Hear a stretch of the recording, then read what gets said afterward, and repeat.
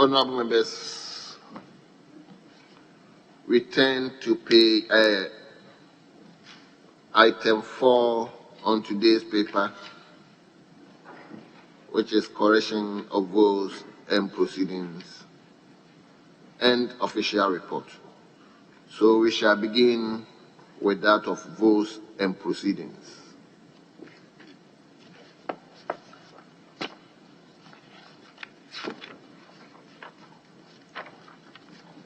So we start from page number 1.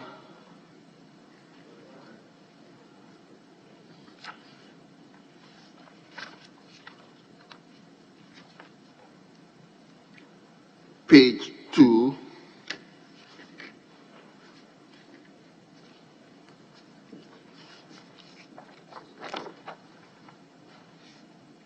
Page 3.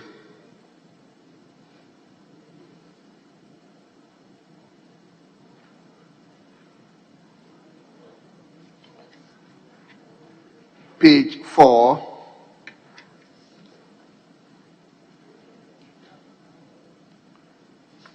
Page 5.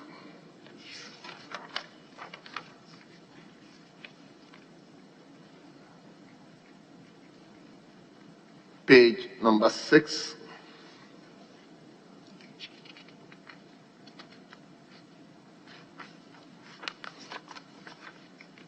Page number 7.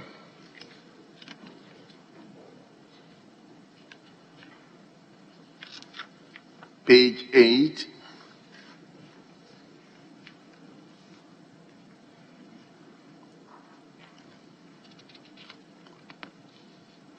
Page 9.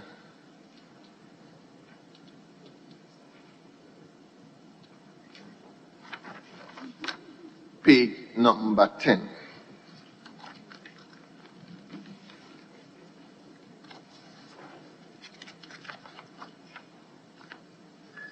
Page 11.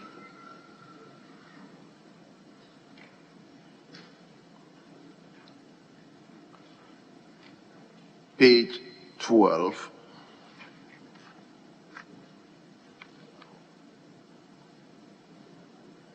Page 13.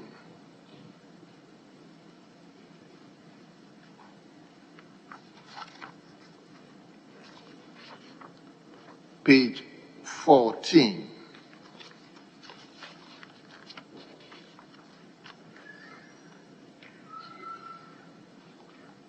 Page number 15.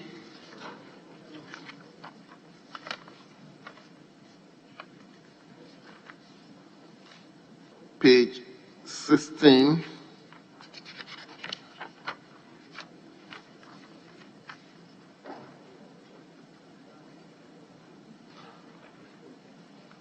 Page number 17.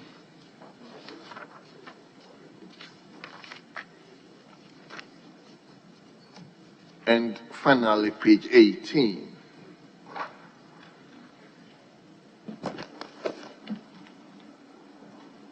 Mr. Speaker. Yes, honorable member for Denta. Let me take you back to page 17, please. The last name, II, Justice Dr. Yaofori. It's Dr. Justice Yaofori, the arrangement of the name. Honorable, will come again. Yeah, it's been written as Justice Dr. Yaofori. The arrangement of the name is supposed to be Dr. Justice Yaofori. Which item? Item II, in attendance at the bottom page, bottom of the page, the last name. Page 17. Yes, page 17. Well, well. Commissioner for National Insurance Commission. Thank you, Mr. Speaker. Well, well. So, table, please. Take note.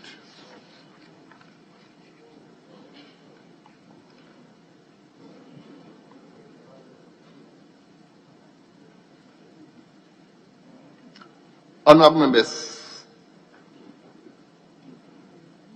the votes and proceedings of the 7th sitting of the 3rd meeting of the first session held yesterday, Thursday, the 4th of November, 2021, as collected, are adopted as the true record of proceedings.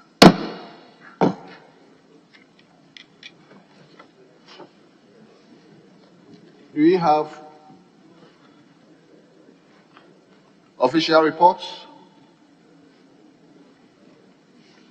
Honorable, do you have official reports for 7 July 2021 and 8 July 2021? Mr. Speaker, we don't have.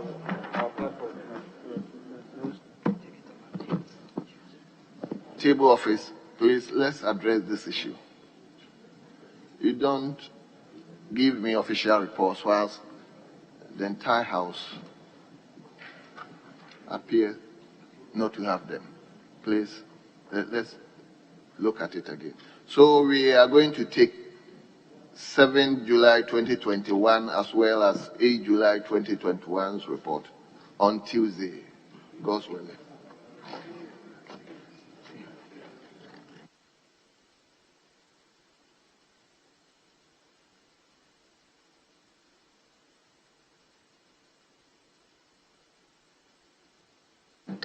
Yes, leader. May I hear you? Mr. Speaker, I just want to support your directive and to urge the table office to make sure that those official reports are in our pigeonholes so that members will take them, read them, and come and support in the House to do the necessary corrections. So that it will not come on Tuesday before we'll be asking where are the official reports. They must be distributed in our pigeonholes before Tuesday. Well. Table, please take note. So now we come to business statement for the ensuing third week. Yes, leader.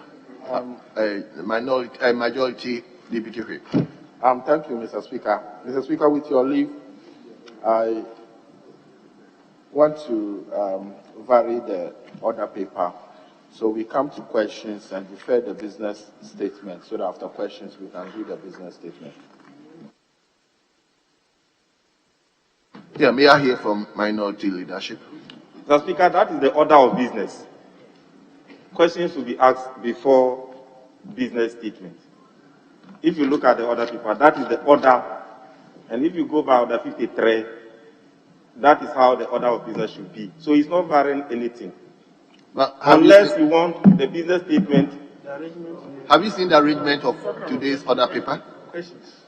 Look at item 5 and item 6. Business will come before questions. So you want to vary it. Go for questions before we come. No. That's what you're saying. This statement. No, not this statement. So that is why the majority Deputy Whip is seeking the leave to amend the order of the paper so that you can go ahead with the questions and afterwards we take the business statement of the ensuing third week. Mr. Speaker, the members are ready, so it's allowed. Very well. So may I respectfully invite the Minister for Roads and Highways to take the seat.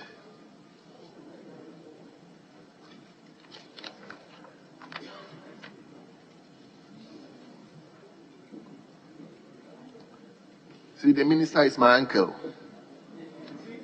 Yes. My uncle, come and take the seat.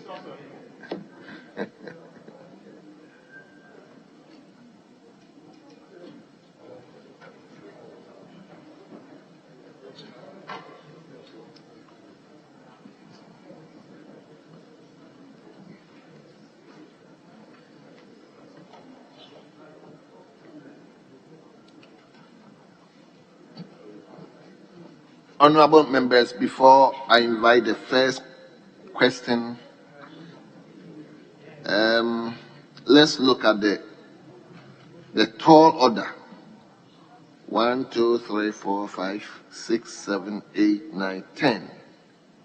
He has to answer 10 questions, not forgetting the follow-up questions. So, please, like we did yesterday, if the question is a general question, I will allow other members to ask supplementary questions. But if it is a specific constituency question, follow-up questions will only be restricted to the questioner. I hope I'm making myself clear to all members.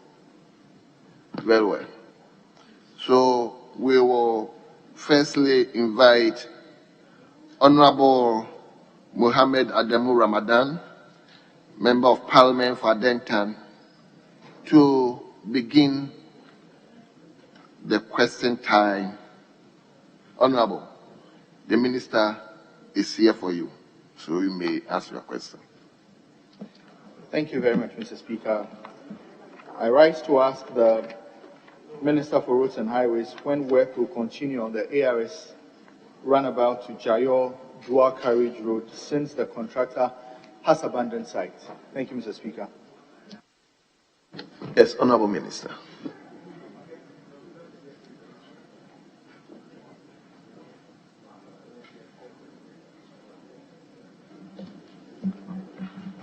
Thank you, Mr. Speaker. Mr. Speaker, Adenta is the capital of the Adenta municipality in the Greater Accra region. Currently, Mr. Speaker, the ARS roundabout to Jane Ayo Dual Carriage Road is being undertaken by the Department of Urban Roads under the contract titled, and I quote Mr. Speaker, Rehabilitation of Boundary Road Phase 2, which measures 3 kilometers. The contract commenced on 14 November 2014 for completion on 14 November 2016 for a 2-year period. Mr. Speaker, a variation order was issued on 3 September 2018 to cover cost of extra filling and realignment of drains. Progress of work is at 43% physical completion. The contractor is currently not on site due to delay of payment for work done. Mr. Speaker, work done to date is as follows. Road works, 1.1 kilometers on the westbound carriageway, completed to sub-base level, 1.10 kilometers on the eastbound carriageway, completed to asphalt binder course. Walkway 1.5 kilometers done. Drainage works 3,000 meters concrete U-drain of size 600 millimeter in diameter. The future program, Mr. Speaker, is as follows. Efforts are being made to get the contractor back on site to complete all the outstanding works by the end of the year, failure of which will lead to the initiation of necessary steps to terminate the contract and re-award same. Thank you, Mr. Speaker. Very well. Yes, Honorable. Thank you very much, Mr. Speaker. Mr. Speaker, with answers like this, it creates a different picture as against what actually pertains on the ground. Mr. Speaker, I have some pictures here I'd want the Minister to see and appreciate what my people are going through. The picture I have here is a picture of the ARS stretch of the road. You find that one portion of the road has been done. That is where both cars drive in one direction. The other part is completely not done. Mr. Speaker, over time, this road is deteriorating. The contractor left site in 2017. Mr. Speaker, I have a better shot here.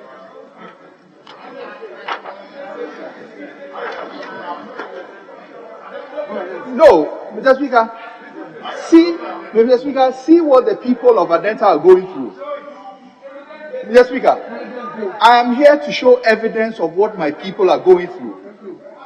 This road is Honorable on a daily member, basis. we've seen it. So ask the question. Mr. Speaker, this is my question. Why would a contract would be awarded in 2014, it's supposed to be completed by 2016, a variation order is issued in 2018, and then we wait for another 3 years and say that if contractor does not return to site by the close of year, and we are in November, and we say that if he does not return to site by close of year, we are going to terminate the contract. Mr. Speaker, my question is, why do we have to wait for 3 long years after variation order, 5 years after supposed completion of contract before we say that we want to terminate and re-award the contract? Mr. Speaker, I want the minister to assure us that is this thing going to continue, or really and truly once this thing is terminated, the people of Jayo are going to see some kind of... So, Honorable, all what you wanted to hear is assurance. Yes, assurance that this thing is going to be done. Mr. Speaker, my people are suffering. My people are suffering, Mr. Speaker. Thank you very much. Yes, Honorable Minister.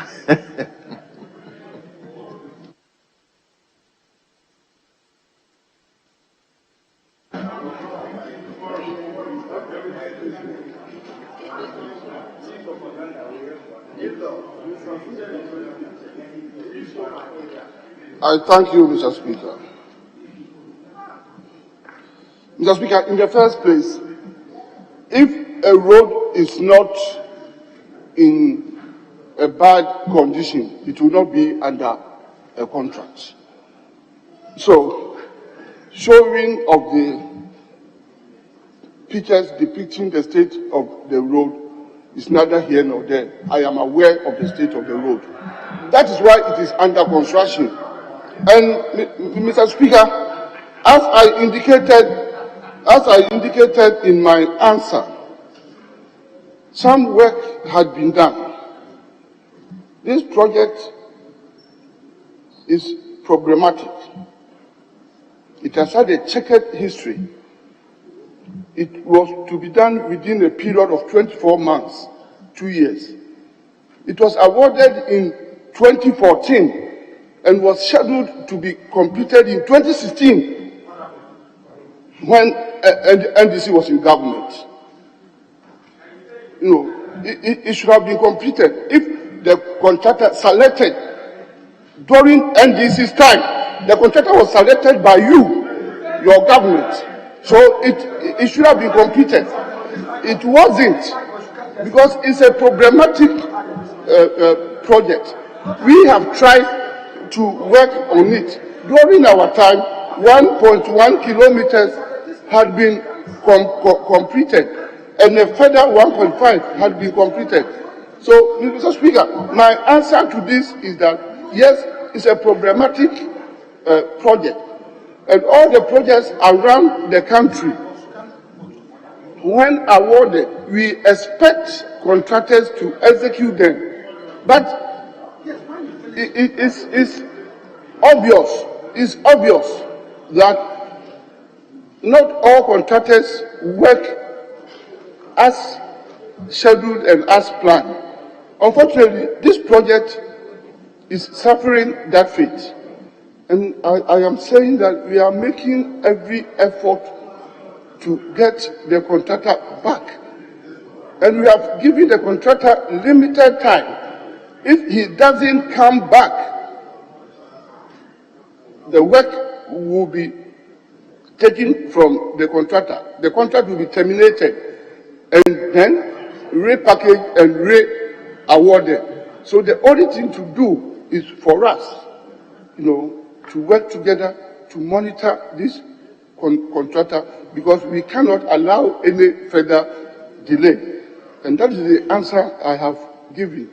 So I am assuring that by the close of the year, if the contractor doesn't come back, this contract will be terminated, will be repackaged, and will be re-awarded. This is the assurance I can give to the people of Adenta. Very well. Now, the timelines has been given. Thank you very much, So Mr. don't Speaker. come with any supplementary question. Mr. Speaker, Of the timeline. minister says that, Mr. Speaker,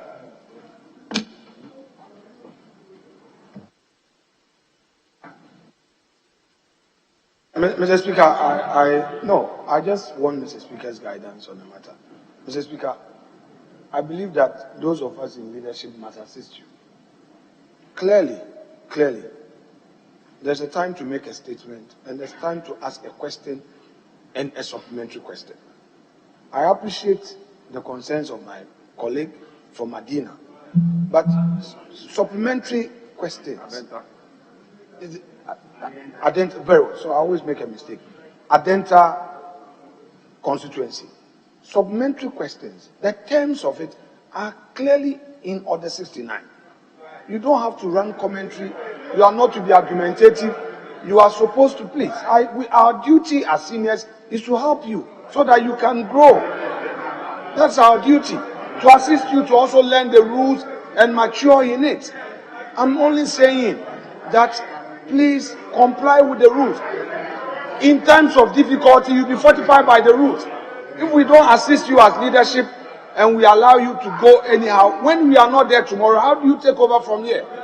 Honorable, please. No, we are assisting speaker. So I'm only suggesting, most humbly, go by the terms of supplementary question. Leader, it's okay. Yes, It's okay. Mr. Speaker, thank you very much. Mr. Speaker, my colleagues always tread on dangerous grounds. Mr. Speaker, the honorable member is asking supplementary question and providing evidence to support that question is asking. That shouldn't be an issue that goes against Order 69. Mr. Speaker, when the minister was responding, the minister was rather being argumentative, making arguments. When I stood up, he asked me to sit down, and I did. So, Mr. Speaker, don't go that way. The member is only providing evidence to support his question, so the minister can appropriately respond. Honorable leadership, please allow me. I'm almost getting into a full year, so allow me to do the job, please. If a supplementary question is out of gear, obviously I will not allow it. So please, just allow me to. So, Honorable. Thank you very much, Mr. Speaker. Mr. Speaker, in the minister's response, he says that progress of work, I read, progress of works is at 43% fiscal completion. The contractor is currently not on site due to delay of payment for work done. What I want to find out from the contractor, over the last 5 years, is the contractor not on site because he has not been paid, or the contractor is not on site because he doesn't have capacity? That's what we want to find out, because I believe that this job is not being done. Minister, his supplementary question is as to whether the contractor is not on site because of lack of payment or otherwise. Yes.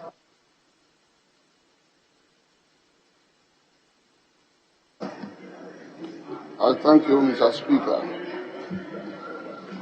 Mr. Speaker, it was contained in my answer that the contractor has not been on site partly because of delay in payment. I must admit that, honestly. And the delay started from 2014. Okay? So that is one of the causes.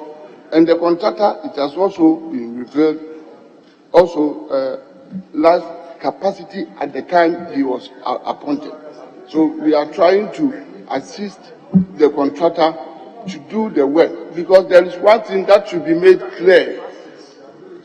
Once a contract has been awarded, to go through the legal process of terminating the contract contractually and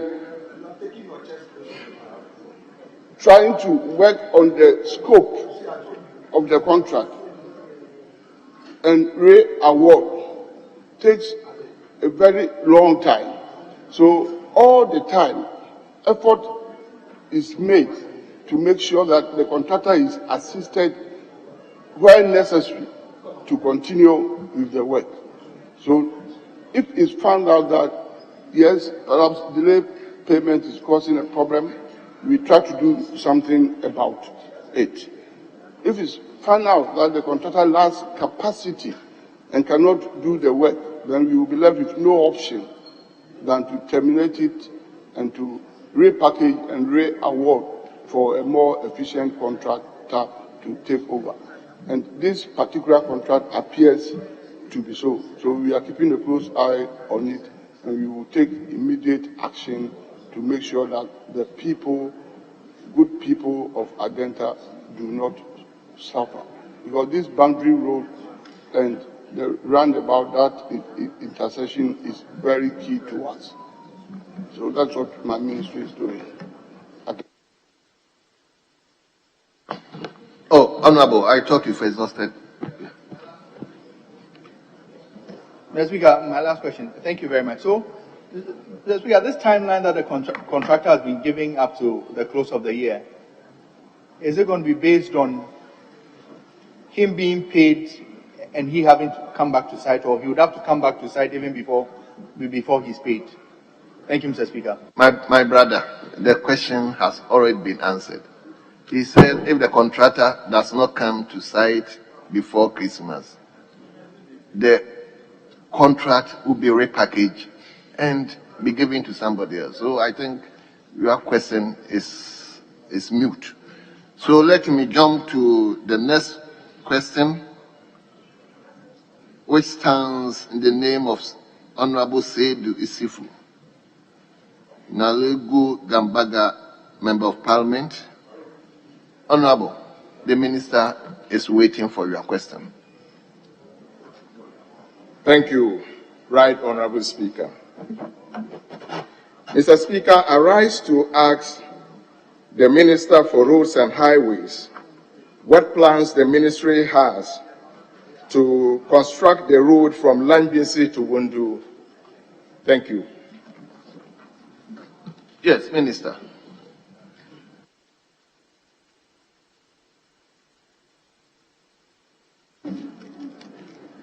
Thank you, Mr. Speaker. Mr. Speaker, the Langbinsi Wundu Road is identified in the Department of Federal Road database as Langbinsi Wundua Person Kupaga Road. Mr. Speaker, it is a 25.7-kilometer inter-district feeder road that connects the East Mampusi in the northeast region to Karaga district of the northern region. The Langbinsi Wadua section is a gravel surface road. Mr. Speaker, currently, Langbinsi Wadua Person Kupaga feeder road was awarded under the contract name Rehabilitation of Langbinsi Wandua Person. The project commenced on 8 December 2016 and was to be completed on 8 March 2018. The physical progress to date is 15%. Work completed to date include the following: 1. Bush clearing. 2. Construction of 12 number 1/900 millimeter diameter pipe covers. 3. 1 number 3/3 millimeter by 3 millimeter box covered, and 1 number 2/2 by 2 box covered. Work on the project has stalled. The contractor has been issued with first and second warning letters for abandoning the project site, and there is no indication that the contractor will resume work. The project has since been recommended for termination. Mr. Speaker, moving into the future, Engineering studies will be conducted on the remaining works by the end of December 2021 to determine the intervention required on the road to be considered in Department of Federal Road 2023 budget. Thank you, Mr. Speaker. Yes, Honorable Sedu, any follow-up question? Thank you, Right Honorable Speaker. Right Honorable Speaker, the indication is that the contractor abandoned site. But I want to find out what is the reason why this contractor abandoned site. And if there are reasons that we can sit round table and sort out, I think it will inure to the benefit of the constituents. Because the contractor started work and he did about 15% of the job. So I think that to go through this laborious process of contract award and all those things, it will inure to our benefit if we sit round table and deal with the rough edges and get this contractor back to site. Thank you, Mr. Speaker. Yes, Minister. All what he wants to know is why.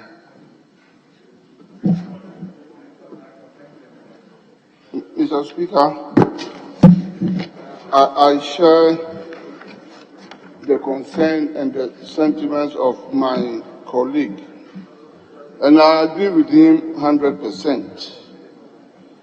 The name of the contractor is MCC Razak Limited. And like I said, the contract was awarded to him in 2016, December. And Mr. Speaker, from records, due process was followed in awarding the contract in 2016 to this contractor.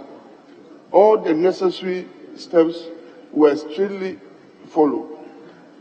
But the problem that I have come to realize, Mr. Speaker, is that in Ghana, in our country, everybody wants to be a contractor. And I can tell you, about almost 80% of those desirous to be contractors do not have capacity. That is the basic problem. But because everybody has the right under the laws of this country to choose to be in construction if he or she so desires, we couldn't prevent people. And people were claiming to have classifications that were not properly examined. And members of this August House know what I'm talking about, and we are the sufferers. You know, there are so many contractors in our constituencies. Jobs have been awarded, but contractors are not executing them under the guise of non-payment, and a lot of them have not even worked to the standard that is required even to be paid, as much as there are some outstanding payments, I must admit. So currently, Mr. Speaker, I am giving and laying this foundation because I want honorable members to know and to support me as one of your own.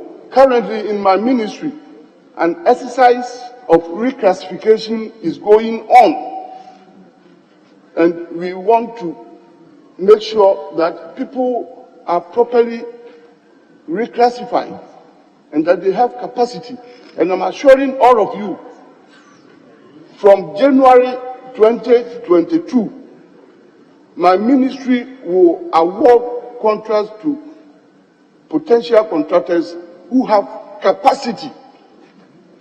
And I will not want any of my colleagues to suffer, because I'm also an MP, and I know what we go through if contracts stop in our constituencies. So, Mr. Speaker, I want to say that I agree with my friend, and that this contractor is showing lack of capacity on this job, and we are trying to deal with that matter. As I have said, we have come to the conclusion of terminating that contract.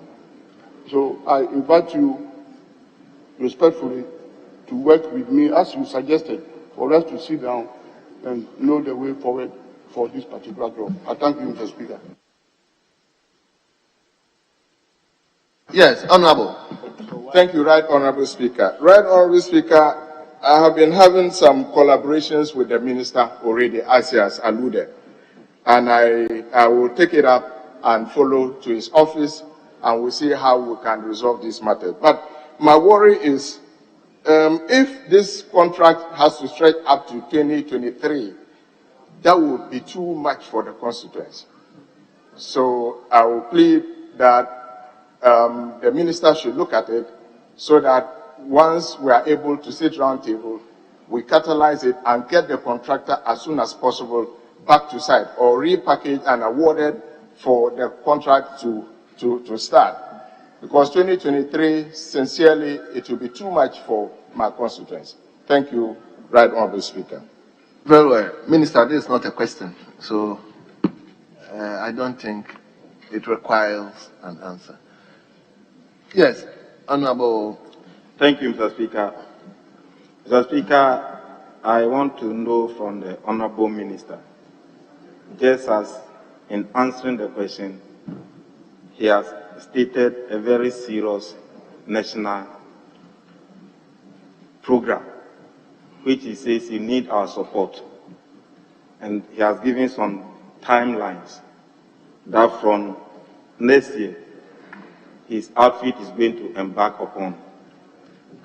Embarking upon that program, will he consider coming under our rules and bringing a statement in that direction about your policy of reclassification of contracts and all those, so that members with expertise will have the opportunity to make comments and input into that direction, since you are seeking for our support.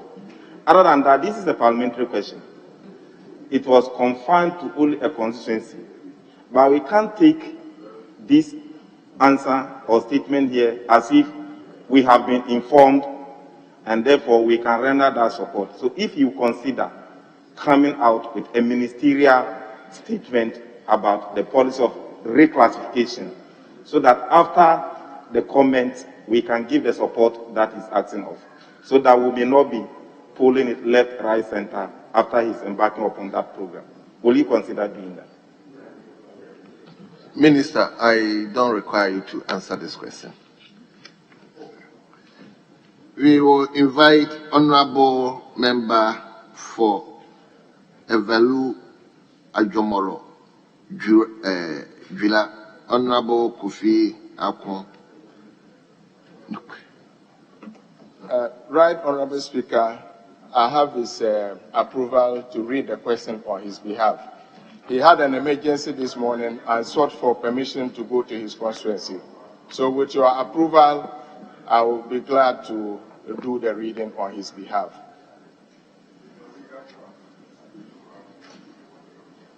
Yes. Honorable, hold on. Minister, hold on. Yes, let him hear you. Honorable Member for Okankwe Central. Mr. Speaker, I heard the honorable member saying that he's gotten somebody's approval. I want him to point out in the rules where you need somebody's approval to ask a question on his behalf. Why ministers are unable to come? No, that is not the word in the rule. You should let the person read the rules and make the proper application. Read Order 68. Please, let's learn the rules. Please read Order 68.3. Ahmed, let's apprise ourselves with the rules of the House.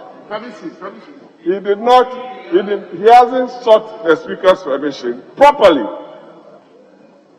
An honorable member who has asked a question is not here, and he wants someone to ask the question on his or her behalf. The Speaker ought to have a prior notice of it.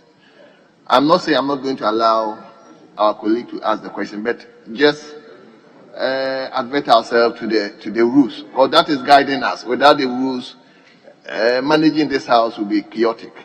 So, honorable member, you may ask the question, but let's advise ourselves with the rules.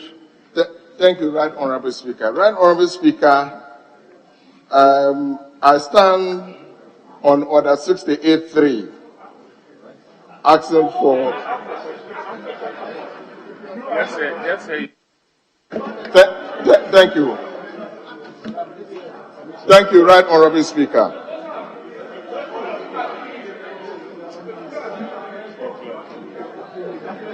Thank you, Right Honorable Speaker. Honorable member, go ahead. Please, go ahead. Right Honorable Speaker, I rise on behalf of Honorable Kofi Ako Nokoi to ask the Minister for Roads and Highways whether the Axim Township roads have been awarded on contract, and if so, when will the contractor return to site? Thank you. Yes, Honorable Minister.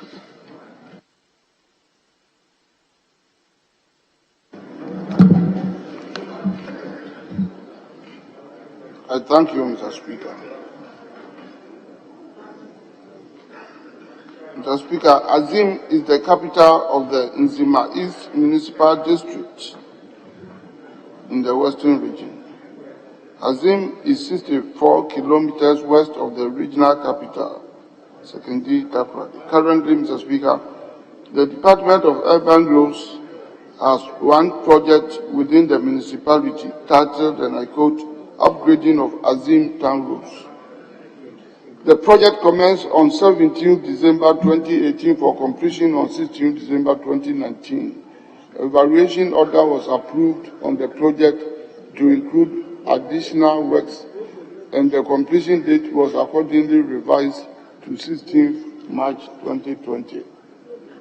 Mr. Speaker, work done to date are as follows. 1. 995 meter long, 450 millimeter diameter concrete U drains. 2. 1,224 meter long, 600 millimeter diameter concrete U drains. 3. 1 number 0.9 meter diameter pipe culvert. 4. 3 number 1.2 meter diameter pipe culvert. And 5. 4.5 kilometer of roadworks, sub-base, up to sub-base and base. Mr. Speaker, progress of work to date is at 50% physical completion. The contractor is back on site, working after a brief absence. I thank you, Mr. Speaker. Well, do you have his mandate to ask supplementary question? Yes, Right Honorable Speaker.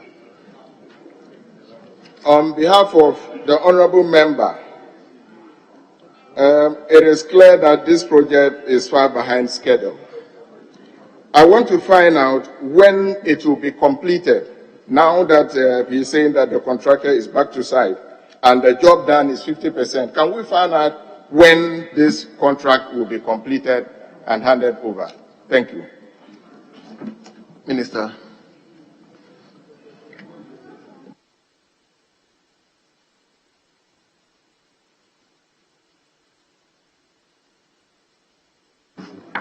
I thank you, Mr. Speaker. Mr. Speaker, I want to assure my honorable colleague that this particular project is being undertaken by one of the best contractors that we have in this country. And the name of the contractor is MS Dasmo Construction Company. He was absent from site, not because it was abandoned, but he had to do an emergency work somewhere. And by completion of that work, he has come back. And when he started from the scratch, he worked consistently on the project up to 50%. half of that project.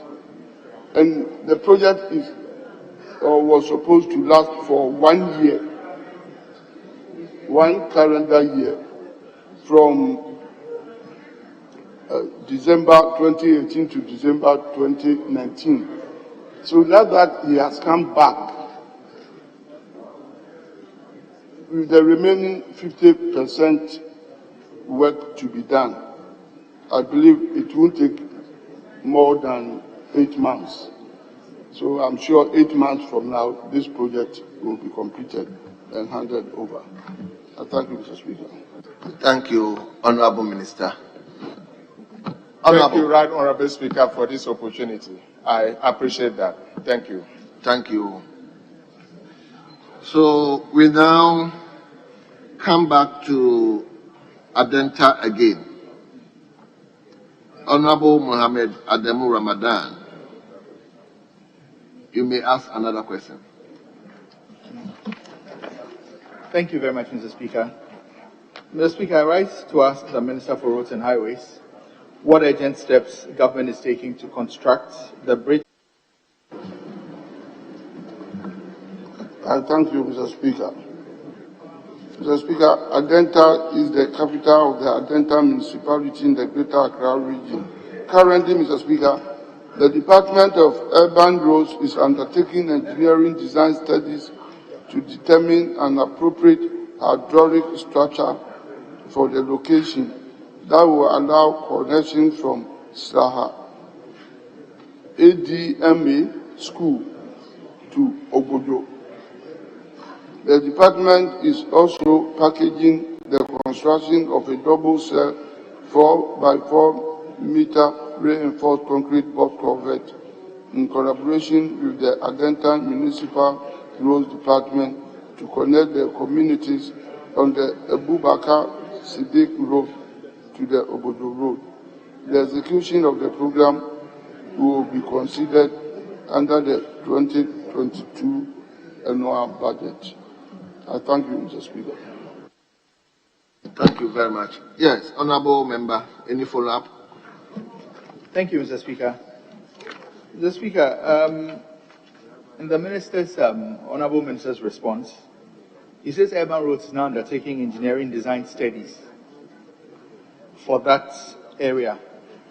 I have in my hands a contract letter that was awarded by the Coastal Development Authority in November of 2020, and it was to last for 6 months at a cost of 1 million Ghana cedis for that same stretch. So it's a bit awkward that the minister is saying that urban roads are now undertaking engineering design, because I'm aware that any design or any bridge culvert has to go through the ministry. So I want to find out from the minister, is he aware of this contract that was awarded through the Coastal Development Authority? Thank you, Mr. Speaker. Minister.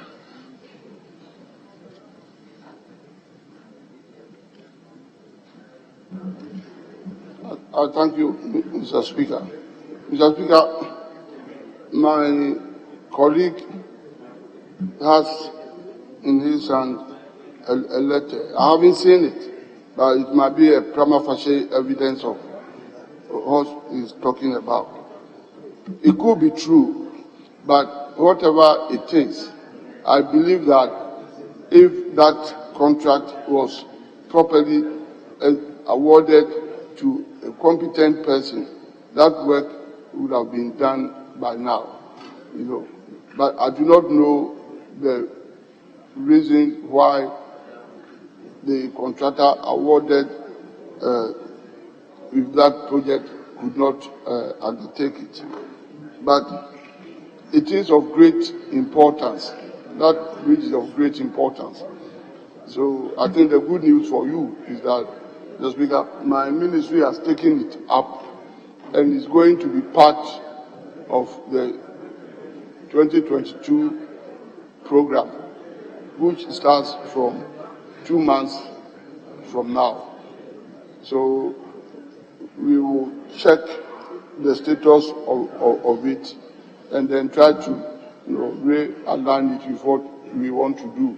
Because at the end of the day, the interest of the people is to get the bridge fixed. So I think after this, I will check and consult you to know, and then we try to work from there. Thank you. Your final supplementary question. Thank you, Mr. Speaker. Mr. Speaker, I know that Honorable Minister is a very caring person. I know Wafa would really take good care of our people. Mr. Speaker, I have this picture. This is You are here with another. No, Mr. Speaker, I want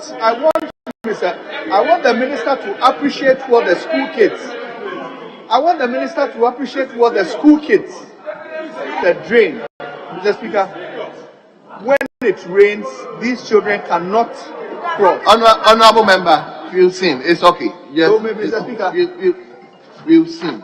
The minister has seen. Very well, Mr. Speaker. So I would want. So now, what is the question? The question.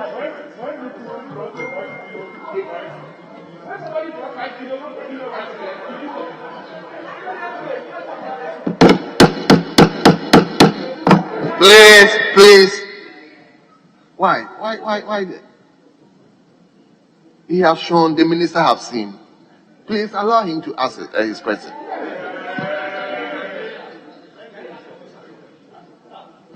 Mr. Speaker, just to further plead with the minister that he has seen what my constituents are going through, so I plead with him that in the 2022 budget, it should be incorporated in the budget. So Thank it's you not very a much, Mr. question. Speaker. Yeah. We move to question number 216. That stands 217. That stands in the name of Honorable Umar Farouk Aliyu Mahama, MP for Yendi. Honorable the Minister is waiting for your question. Thank you, Mr. Speaker. I rise to ask the Minister of Roads and Highways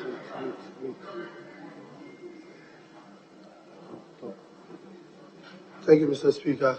I rise to ask the Minister of Roads and Highways when the rehabilitation of the following roads will commence in Yendi: Tamale Yendi Road, Yendi Zabsgu Road, and the Yendi Township Road. Thank you. Very well. Honorable Minister.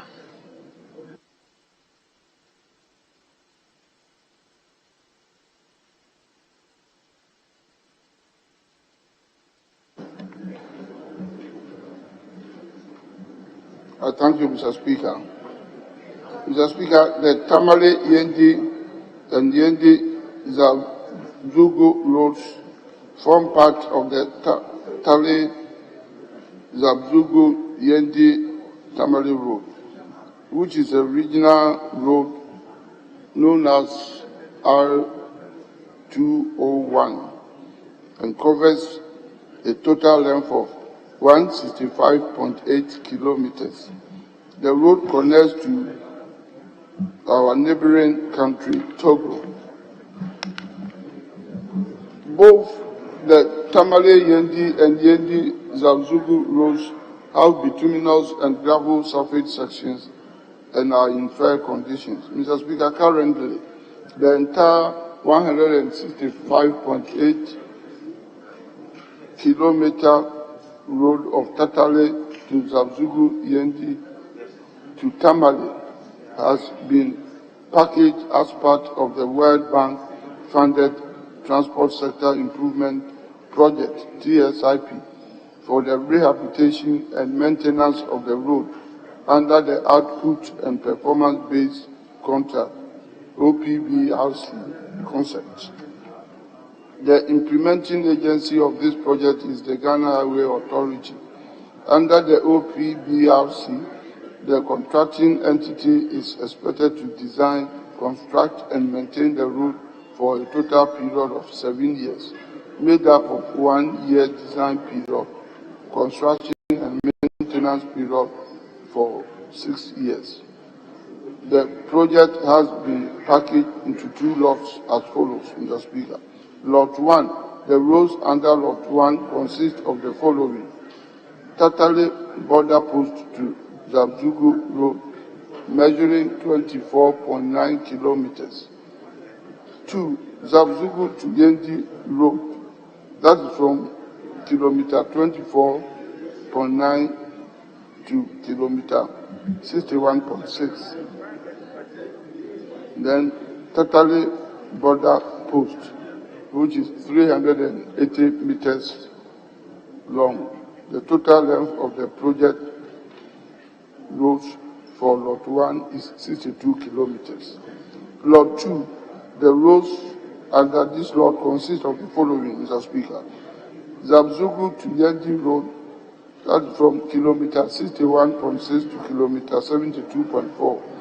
2, Yendi Kujeni Road, from kilometer 1 to kilometer 43.05. 3, Kojini to Tamale Road, from kilometer 43.05 to kilometer 92.62. Then 4, one-way couple in Yendi town is measuring 2.6 kilometers. The total length of this project of roads, the Speaker, under Lot 2 is 106 kilometers.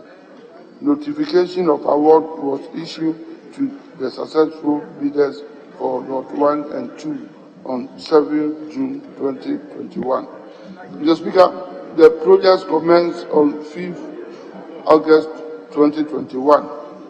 Based on the implementation plan, the contractors have commenced detailed engineering designs and thereafter proceeded with the construction and maintenance for a total period of 7 years. Now, I come to Yendi Township Roads. Mr. Speaker, Yendi is the capital of Yendi municipality in the northern region. The Department of Urban Roads is undertaking 6 road projects in the Yendi municipality as follows. Mr. Speaker, so currently, 1, there is ongoing rehabilitation of selected roads in Yendi municipality measuring 6.8 kilometers. This contract commenced on 15 February 2017 for completion on 15 February 2018, that is for 1 year, which was later revised to 25th July 2019. Progress of work to date is 29% physical completion. Work done to date is as follows, Mr. Speaker. 650 meters long, 900 millimeter diameter concrete U-drains. One number 1.2 meter diameter U-drain. 3, 2 cell 1.2 meter diameter U-drain. 4, one number 2 by 2 meters box culvert. And 5, 1.6 kilometer of road works. And this is being done up to sub-base level. B, rehabilitation of selected roads in Yendi municipality, phase 1, which measures 4.52 kilometers. Mr. Speaker, this contract commenced on 15th January 2020 for completion on 14th July 2021. Progress of work to date is 2.5 physical completion. Work done to date, Mr. Speaker, is as follows. 1,400 meters long, 600 millimeter diameter concrete U-drains has been done. Then C, rehabilitation of selected roads in the same Yendi municipality, phase 2, also measuring 4.37 kilometers. Mr. Speaker, this contract was scheduled to commence on 31st December 2020 for completion on 1st July 2022. The contractor has, however, not even mobilized to site. D. Rehabilitation of selected roads in Yendi Municipality, Phase 3, measuring 3 kilometers. Mr. Speaker, this contract was scheduled to commence on 31st December 2020 for completion on 31st December 2022. The contractor has, however, not once more mobilized to site. E. Rehabilitation of selected roads in Yendi Municipality again, measuring 4.52 kilometers. Mr. Speaker, this contract was scheduled to commence on 31st December 2020 for completion on 30th December 2022. The contractor has again not mobilized to site. F. Rehabilitation and upgrading of selected streets in Tamale and Yendi in the northern region, Nalelugu, Wariwari, and Gambaga in the northeast region, and Damango in the Savannah region. Mr. Speaker, this contract commenced on 11th March 2021 for completion on 10th September 2022. The works comprise 100 kilometers of asphalt overlay, drainage works, and road line marking and signs as follows: Tamale 40 kilometers, Yendi 15 kilometers, Damangu 15 kilometers, Wariwari 10 kilometers, Nalelugu 10 kilometers, and Gambaga 10 kilometers. The project is at 47% physical completion, and the contractor is currently on site in Tamale, having completed all works in the northeast region. The contractor is expected to commence work in Yendi by the end of the year 2021. Mr. Speaker, the future program plans are as follows: rehabilitation of selected roads in Yendi Municipality, measuring 6.8 kilometers, and again, rehabilitation of roads in the same municipality as Phase 1, measuring 4.52 kilometers. The contractors were to mobilize to site to complete the works within 2 weeks, which has since elapsed. Steps to terminate and re-award of the contracts have commenced. C. Rehabilitation of selected roads in the municipality measuring 4.37 kilometers. And D. Rehabilitation of Yendi roads in the same municipality, Phase 3, measuring 3 kilometers. And E. Rehabilitation of roads as covered under Phase 4, measuring 4.52 kilometers. The contractors were instructed to mobilize to site within 2 weeks to commence the works, which has been elapsed. Steps to terminate and re-award of the contracts have commenced. I thank you, Mr. Speaker. Very well. Honourable Member for Yendi, any follow-up question? Yes, please. Can the minister assure the people of Yendi when the Yendi Township roads will be completed? Thank you. Yes, Minister. He wants assurance.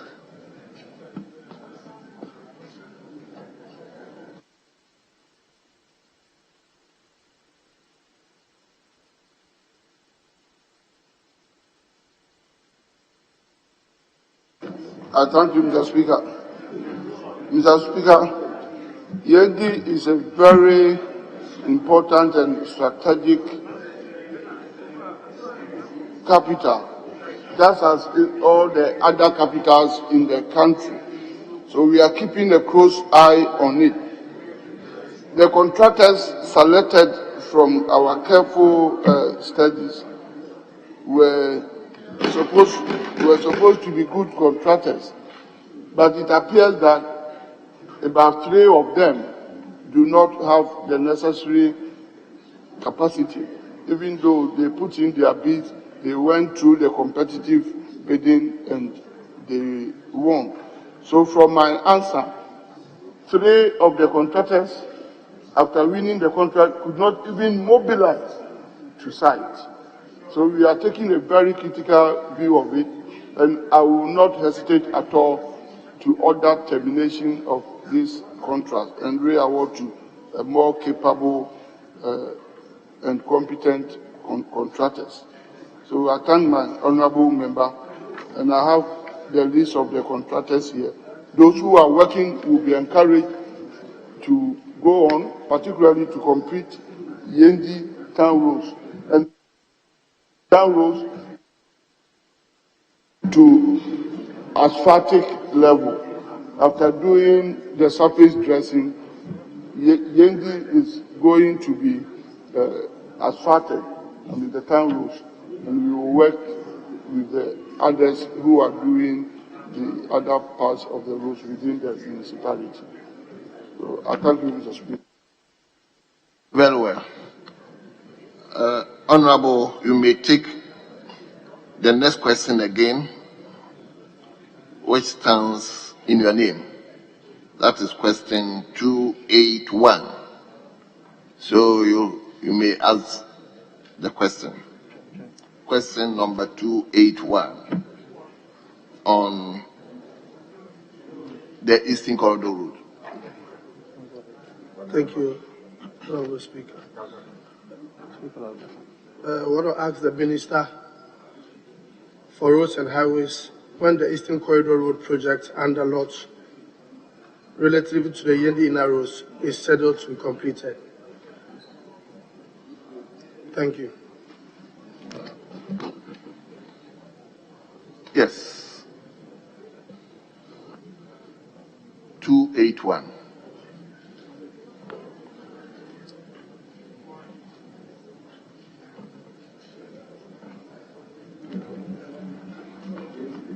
Thank you, Mr. Speaker.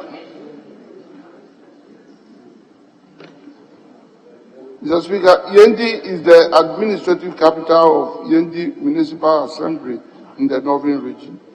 Yendi town is strategically located on the National Road N2, also known as the Eastern Corridor. Currently, Mr. Speaker, the Ghana Highway Authority is implementing the contract titled, and I quote, Eastern Corridor Road Project, Lots 5 and 6. The project commenced on 19th May 2014, and the completion date has been extended to 30th September 2021. The physical completion is estimated at 83%. As part of the project, the trunk road through Yendi town, which is referred to as Yendi Inner City Roads, is to be constructed and upgraded to dual carriageway. Mr. Speaker, the contractor has worked on most of the sections of the project up to asphaltic concrete surface. However, no work has been done in Yendi Inner City Roads due to non-payment of compensation to project-affected persons, PAPs. Mr. Speaker, efforts are being made to address all compensation issues on the project to enable the contractor return to Yendi town and other affected sections to execute and complete the dual carriageway through the town by the end of first quarter 2022. Thank you. Yes, Honorable. Once you are going through your phone, I believe you are satisfied with the answer, and we would like to thank you for the question. We move to question number 219. That stands in the name of Honorable Robert Wisdom Kujo, MP for Pristia Hunivari. Honorable Member, MP for Pristia Hunivel. Honorable Kujo, are you around? If he's not around, we skip to question number 220. Question number 220. Right, Honorable Speaker. Hold on. Let me hear the available leader. Speaker, I was considering pleading with you to allow another member to take the question in the name of the member for Pristia Huni Valley. Yes, Mr. Speaker. Mr. Speaker, this is standard practice in the House. Once I crave your indulgence, and Mr. Speaker obliges me, that can be done. So that we don't lose the opportunity of the Honorable Minister. Respectfully, I share your position, but it would have been better if the honorable member himself has elected someone to ask the question on his behalf. He's not here. He has not sought my permission to ask someone to ask the question. Neither did he even, without seeking my permission, ask someone to even ask the question. So I really don't know. No, let me hear from majority leadership. Where I may side with him is that so that we wouldn't worry the honorable minister to come back to answer that same question again. So on that basis, I may grant his request to ask somebody to ask the question on his behalf, so that we don't worry the minister to come back to the House to answer that question.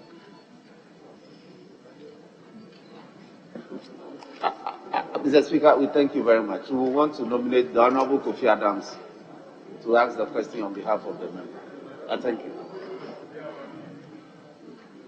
Mr. Speaker, I would oblige you, but just for the records, since it's the available leader, these things we confer. So if he's taking that job as available leader, you shouldn't just get up and make application. You put your house first in order before you make such application. Well, Mr. Speaker, he's learning. I will oblige you. Mr. Speaker, I'm guided. Yes, honorable member for Bill, you may ask the question, please. Thank you very much, Speaker. I rise to ask this question on behalf of Honorable Robert Wisdom Kujo, MP, Pristia Huni Valley, and to ask the Honorable Minister for Roads and Highways when the construction of Pristia Himan Town roads will be completed. Thank you. Yes, honorable minister.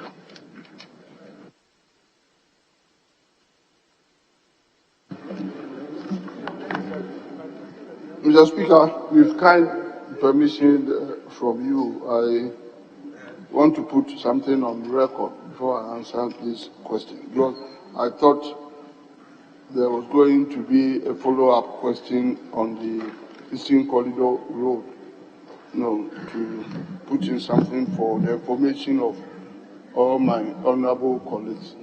Mr. Speaker, as we speak now, the entire stretch of the Eastern Corridor Road from Tema to Kulungugu is under construction. There are as many as 7 different contractors working on that stretch. And because of the strategic importance of the Eastern Corridor Road, we will make sure that it's brought to completion by 2023, before 2023. And all my colleague MPs who are on that stretch, I believe, can testify that every single stretch of that road is under construction, and work is going on simultaneously. And government will ensure that the Eastern Corridor Road is brought to completion within the next 1.5 years. I thank you, Mr. Speaker. Mr. Speaker, Pristia and Himan are mining towns in the western region. The towns are located in the Uni Valley district of the western region. Currently, Mr. Speaker, the upgrading of Pristia and Himan town roads is part of Lot 7 under Phase 1 of the Sano Hydro Master Project Support Agreement, titled Construction of Priority Infrastructure Project, Lot 7, Cape Coast and Western Inner City Roads. The project commenced on 20th December 2019 for completion on 20th June 2020. Progress to date for Pristia and Himan is 43% physical completion. Mr. Speaker, the contractor is on site working. I thank you, Mr. Speaker. Yes, I guess you don't have supplementary question. Okay, I'll give you one, please. Very much, Mr. Speaker. Mr. Speaker, I want to find out from the minister, looking at the rate of work and the percentage of work done, whether the project will be completed as scheduled. If we can assure the people of Pristia who need that work, the road will be completed as scheduled. Thank you. Yes, Honorable Minister.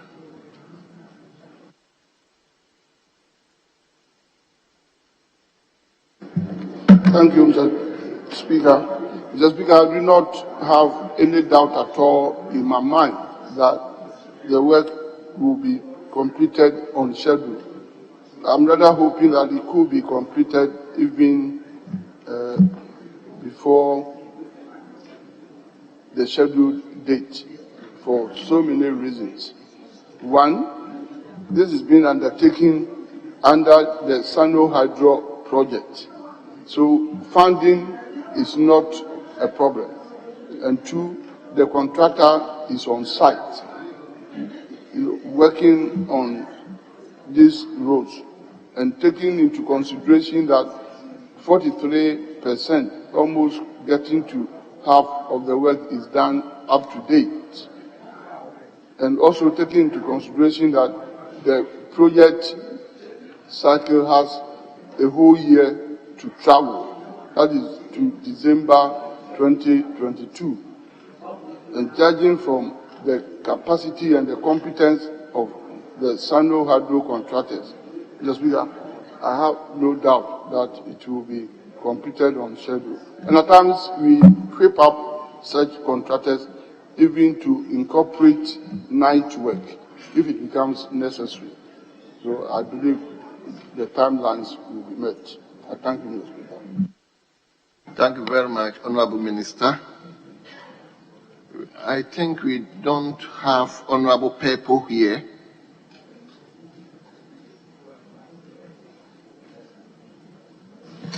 Right, Honorable Speaker. Thank you. With the permission. But have I invited you, please? Right, Honorable Speaker. He has asked me to. He's given me permission to ask the question on his behalf. I communicated to my leader to inform you for crowd permission. If you could kindly. But, honorable members, be guided with the standing orders. Henceforth, we might not take just like standing there and say, I've been given permission to ask questions on behalf. Please let the speaker know beforehand. That is what the standing orders is telling us. Let's go by the standing orders. So you may ask the question. Thank you very much, Right Honorable Speaker. To ask the question on behalf of the Honorable Member for Wa Central, Dr. Abdul Rashid Hassan Pelko. To ask the Minister for Roads and Highways when the ministry would ensure the tarring of the following roads. 1. Wa Busa. 2. Wa Chere. 3. Wa Buli. 4. Percy Chegley Road. Thank you, Right Honorable Speaker. Yes, Honorable Minister.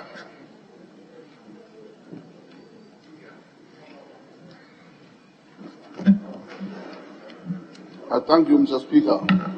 Mr. Speaker, while Busa Road forms part of the inner regional road 1R11,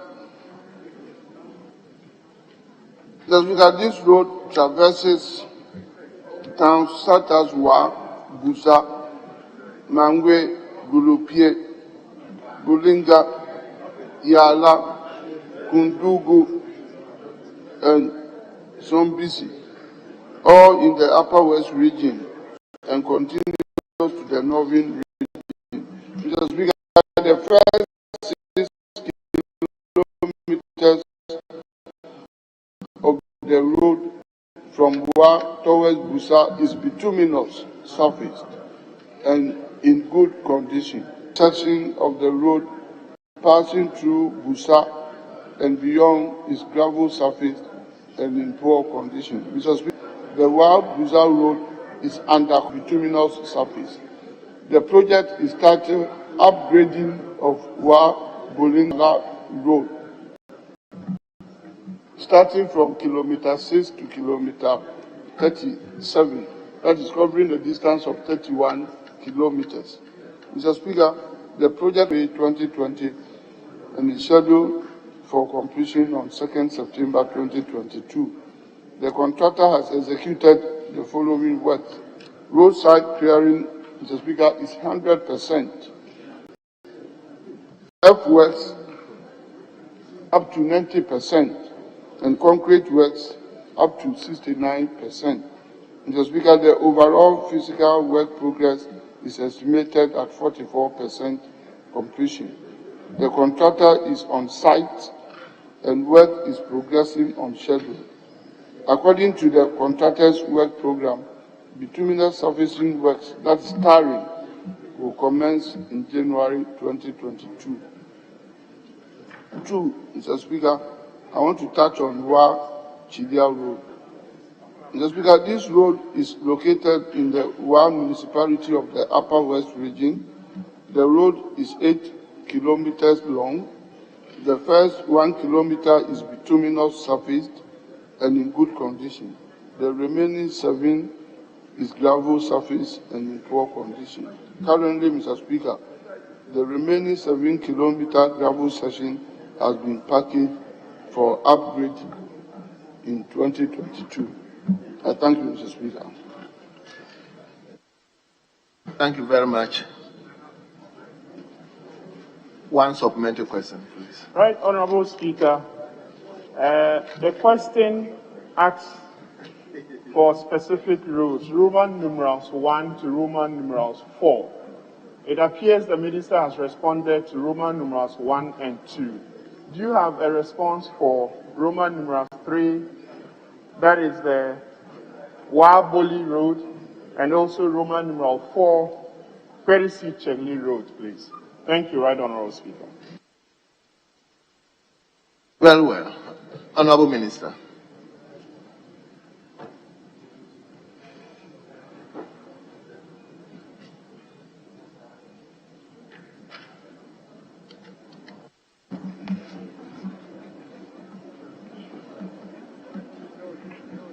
Mr. Speaker, I thank you. Mr. Speaker, the entire road has been covered. Those specific roads asked come under one project title. That is why I said that the project title is Wa to Bulinga to Yala Road, and it covers a distance of almost 37 kilometers. So it covers the entire stretch of the road. And the contractor, for your information, the contractor on that road is Askar Investment Limited, and is also one of the best contractors that we have in the northern sector. Mr. Speaker, I may digress a bit just to honor Ascar was one of the 4 contractors who undertook the reinstatement of the recent wash-up roads in Upper West. So he's one contractor who is very beautiful and who is very dedicated, and that's the contractor on this road. So I'm confident that this job will be executed. He's a good contractor. I thank you, Mr. Speaker.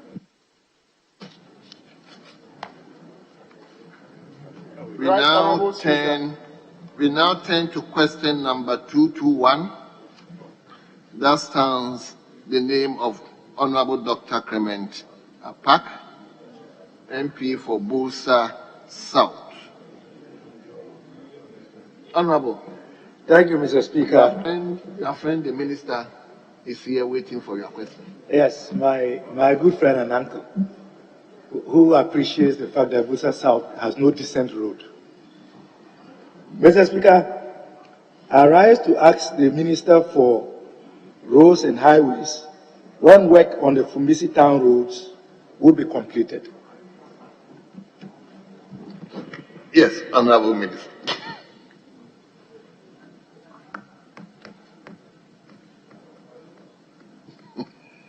I thank you, Mr. Speaker.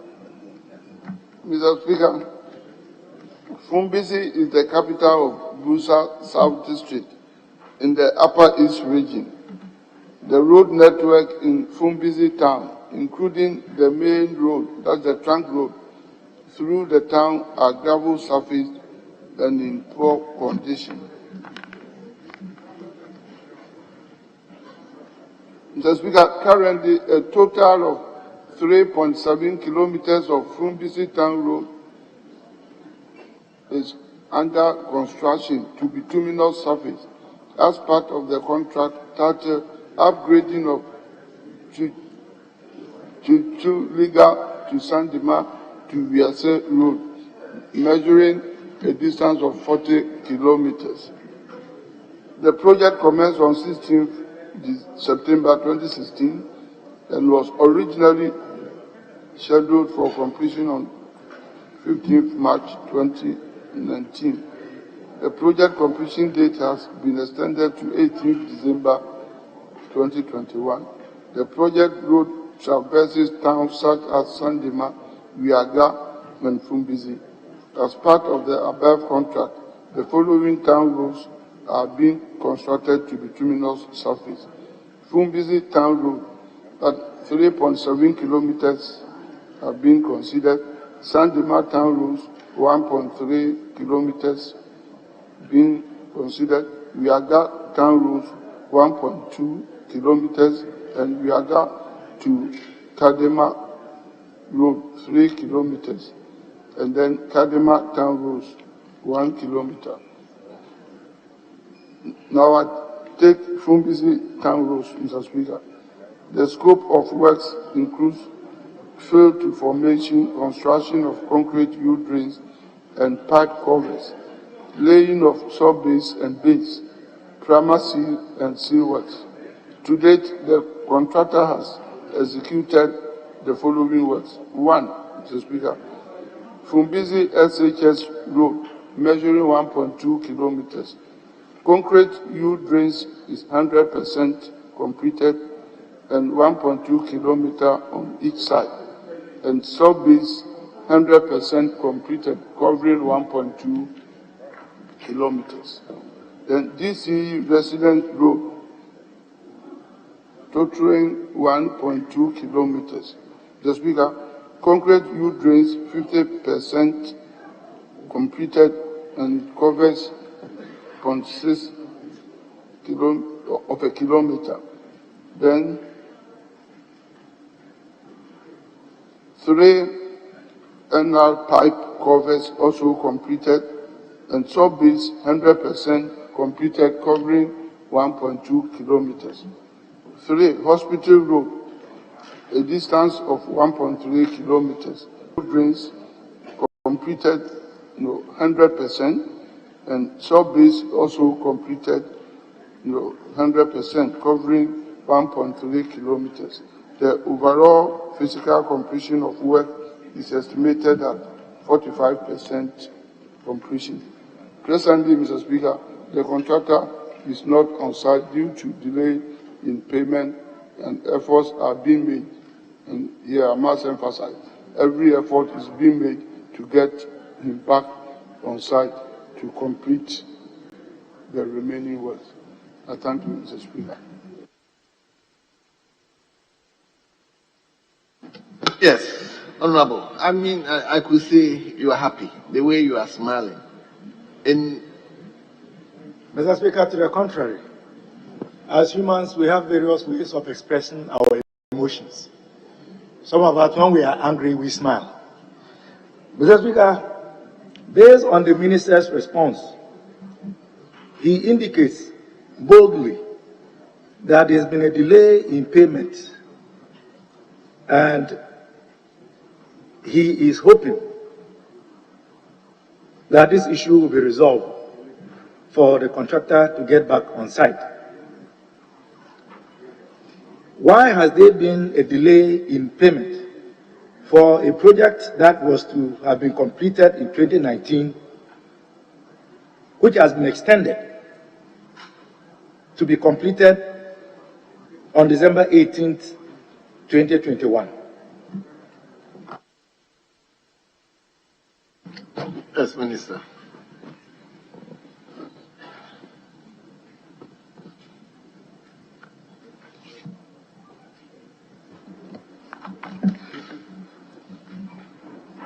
Thank you, Mr. Speaker. Mr. Speaker, the Honorable Member Dr. Park himself knows the serious work being undertaken in his constituency. That's why, Mr. Speaker, you asked the question why he was smiling. And only last month, Mr. Speaker, my honorable colleague, saw the quick dispatch that I made by visiting his constituency when some roads were reported to have been washed out, and we put a contractor there. And this constituency is very important to this country because Fumbisi is a food basket area for the whole of the country. Mr. Speaker, the contractor we have put there, maintain construction, is again one of the best, not only in the northern region, but in the country. Maintain is one of the top 10 contractors in this country. If we take the best 10 from 1 to 10, I don't know what his number will be, but he's one of the best, and he is in this constituency. So, Mr. Speaker, I want to assure my honorable colleague that work is going on in earnest, and we will make sure that the delayed payment affecting the contractor will be resolved so that he gets back. And this is what I expect with all my colleague contractors. And Mr. Speaker, I must commend Dr. Park that he has always been in touch with me on these issues concerning his projects, and he has not undertaken any step to cause problems like demonstrations and the rest. So I commend him. I thank you, Mr. Speaker. Thank you very much. We've jumped to question number 320. That stands the name of Honorable Member for Afram Plain South, Honorable Joseph Apia Boateng. Yes, Honorable Member. The Minister is waiting for you. You are the last person. So, Thank you, Mr. Speaker, to ask the Minister for Road and Highways when the bridge over the Afram River and the general road net in Afram Plains will be constructed.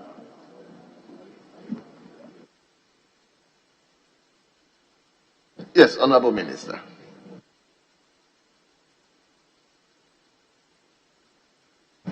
I thank you, Mr. Speaker. Mr. Speaker, the trunk road connecting the Afram Plains from the eastern region is the regional route IR3. The road from Begro to Kwautafo to Adoso forms part of the interregional road IR3 and Echi Amanfrom to Donkokrom to Agodeke Road R72. The total length of the two roads is 160 kilometers. The roads are mainly gravel surface. Currently, Mr. Speaker, the Ministry of Roads and Highways, through the Ghana Highway Authority, has received technical and commercial proposals for one, the rehabilitation of A. Begro to Kwau Tafu Road, measuring 58.7 kilometers. B. Kwau Tafu to Adosu Road, measuring 20 kilometers. And C. Echiamamfro to Donkokrom to Agodeke Road, measuring 101 kilometers. 2. The design and construction of Adosu Bridge over River Afram Plain. The Speaker, currently, the Ghana Highway Authority is evaluating the proposals received to check that they meet the employer's requirement. 3. The Department of Federal Roads is implementing the spot improvement of Tiasi to Mami Krobo Federal Road, measuring a distance of 22.8 kilometers in the Kwau Afram Plains South District. The project commenced on 24 February 2021 for 23 February 2022. The project is at 15.5% fiscal completion. Whilst we move into the future, Mr. Speaker, the contract agreement for Project 1 and 2 are expected to be approved and signed by the first quarter of 2022. Works shall commence in the second quarter of 2022. I thank you, Mr. Speaker. Yes. Honorable Member, you may ask your final follow-up question. Mr. Speaker, is it only one supplementary question? Member, ask your question. Thank you, Mr. Speaker. Minister mentioned that Afram Plains from Tiase to Mamekrobo is 22.8 kilometers. There hasn't been any road work at all. And, you know, Afram Plains is a deprived area, Mr. Speaker. And if you start mention that the road has work has commenced, that means you are lying to us and you are disrespecting us and you are looking down upon Afram Plains, because Afram Plains road is leading to death. So if you are not telling the truth and you are saying the road has been commenced, that means you are not being honest to yourself. But you know that he knows better. You see, okay, my question is, Minister, ever since you assumed office for the past or almost 5 years, have you ever visited Afram Plains before? That's my question. The question is turned down. The minister will not answer the question. If you have any other question, you may ask.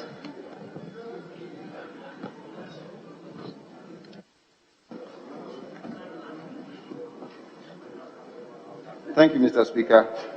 Mr. Speaker, I want to ask the minister if he has ever visited Afram. Honourable Member, take your time. Don't be, it appears, take your time. You are here representing your people. The needs of your people must be your concern. Don't be, take your time and ask the question.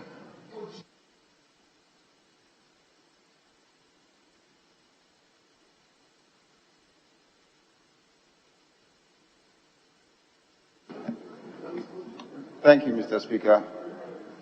I want to know when is the finishing time for the project that they have started? I mean the anticipated time for the project to be completed.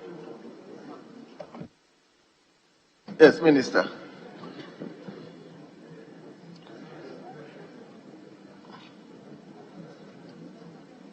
when will Afram Prince Rose start? Something like that. I mean, if I got him right, well.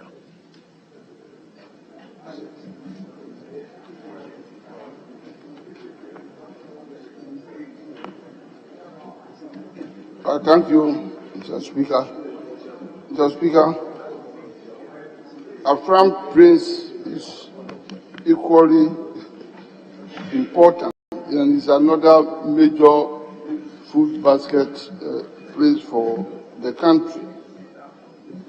At least I have been to Afram Plain on my own, particularly working on the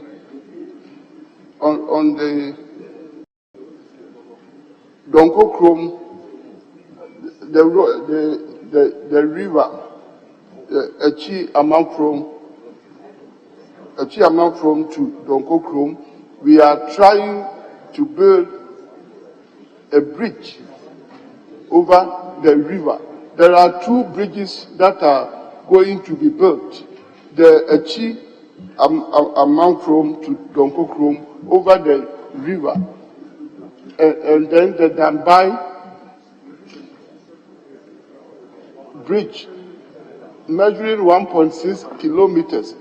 The government is working hard to build concrete bridges on these two rivers, the Afram River and the Volta River. So we want to build one at Echi Amang Chrome and then one at Nambai. I have visited the site not less than 3 times, and I have even visited Afram Place on my own, and even including His Excellency the President. Anytime he visits there, I am there. The honourable member has not found it fit, at least anytime the President visits Afram Place. No. So he should note for the future.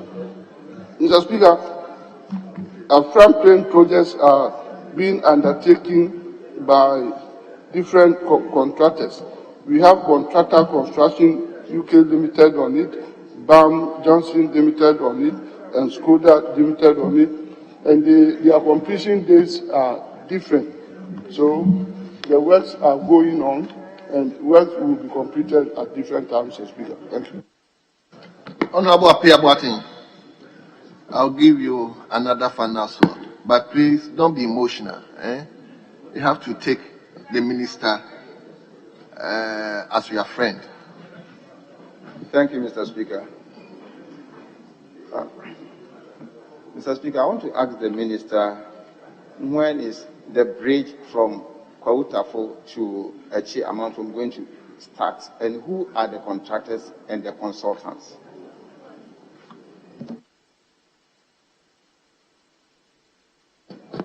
Minister, if it is not a question that you can give a ready answer, then we can ask him to file another question appropriately. So, honorable member, I think you are ambushing the minister. So you can file another separate question with respect to that particular bridge you are talking about, so that the minister will come and answer. I hope you're okay. Yes, Mr. Speaker, but no, Mr. Speaker, Afram Plains, we have 3 constituencies in Afram Plains. We have Sechi Afram Plains, we have Afram Plains South, which is my constituency, and we have Honorable Betty's, that's Afram Plains North. No road work has been done, no contractors on the road. So, if he could permit, because this question is not going for me. Honorable member, I'm trying to indulge you. At least the minister has answered the specific question that was brought to him. The latest question he wanted to ask, it's a separate question altogether, and the minister might have not prepared for it. So please, just file a separate question. The minister will be gracious to come and answer the question, please. Yes, honorable leader. Mr. Speaker, if the question is on Kwehutafo to Adosu Road, there cannot be a new or fresh question. Because in the answer to the question by the Honorable Minister, on page 25, he himself says that there is the Ministry of Roads and Highway, through the Ghana Highway Authority, has received technical and commercial proposals for the number of roads, and included in those roads are Kwehutafo to Adosu. So if the member is asking when, there is not a fresh question. It's in response to the answer provided by the minister. Well, Honorable Minister, can you give them tasks?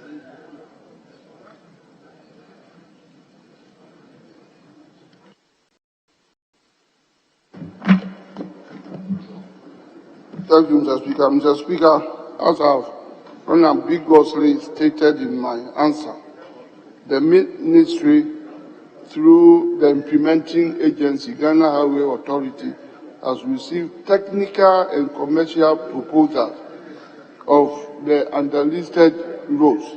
We have just received the proposals and is undergoing evaluation, and the completion date will depend upon the scope of the works. So we are now in the process of establishing the scope.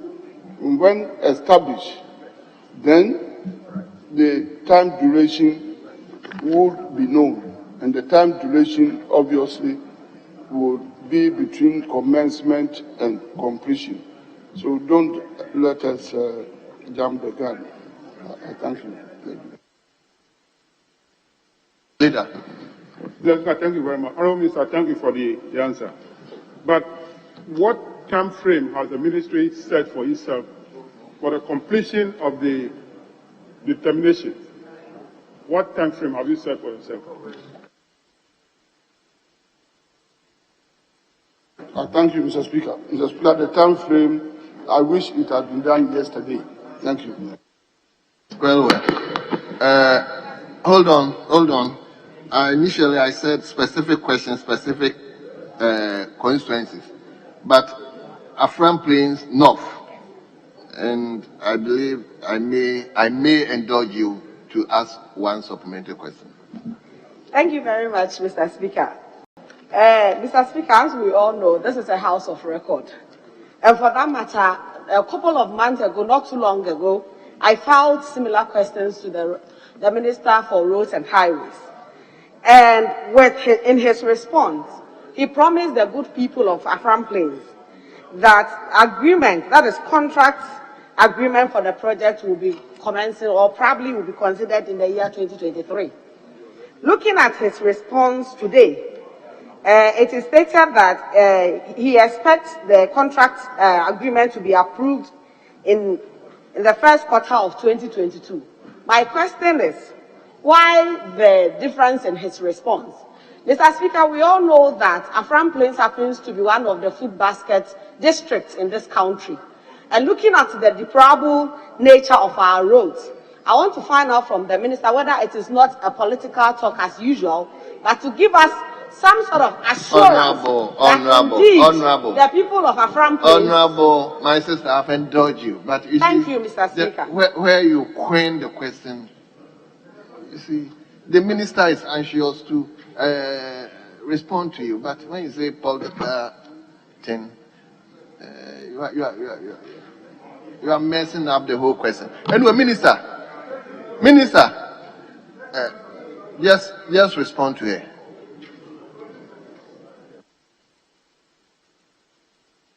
I thank you, Mr. Speaker. Mr. Speaker, my side doesn't understand what she means by political talk. Perhaps her side understand it. We don't know. It's not in our vocabulary. You know, she has to explain what political talk means. Otherwise, it's vague. So she has to explain what is political talk. I don't know it. She has to define it, Mr. Speaker.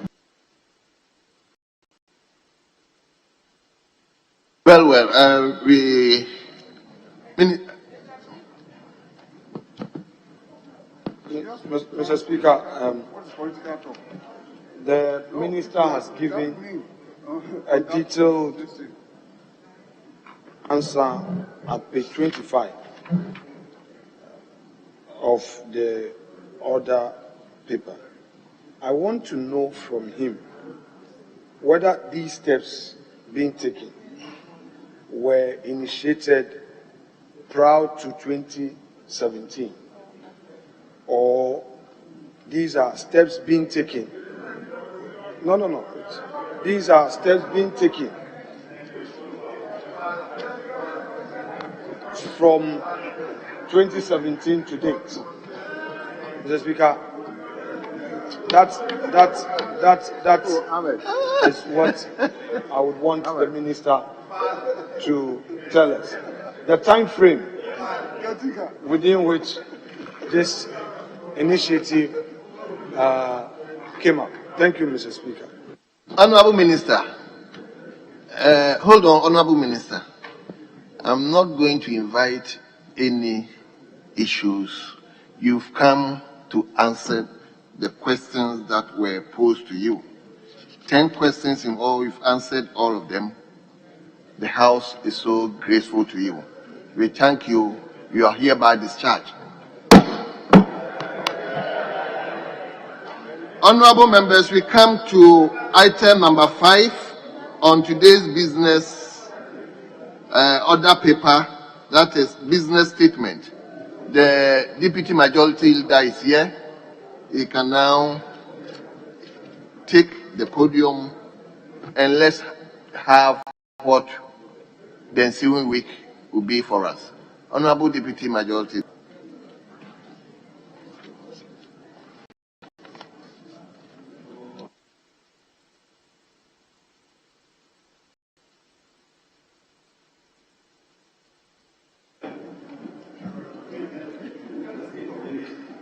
Mr. Speaker, our committee met yesterday.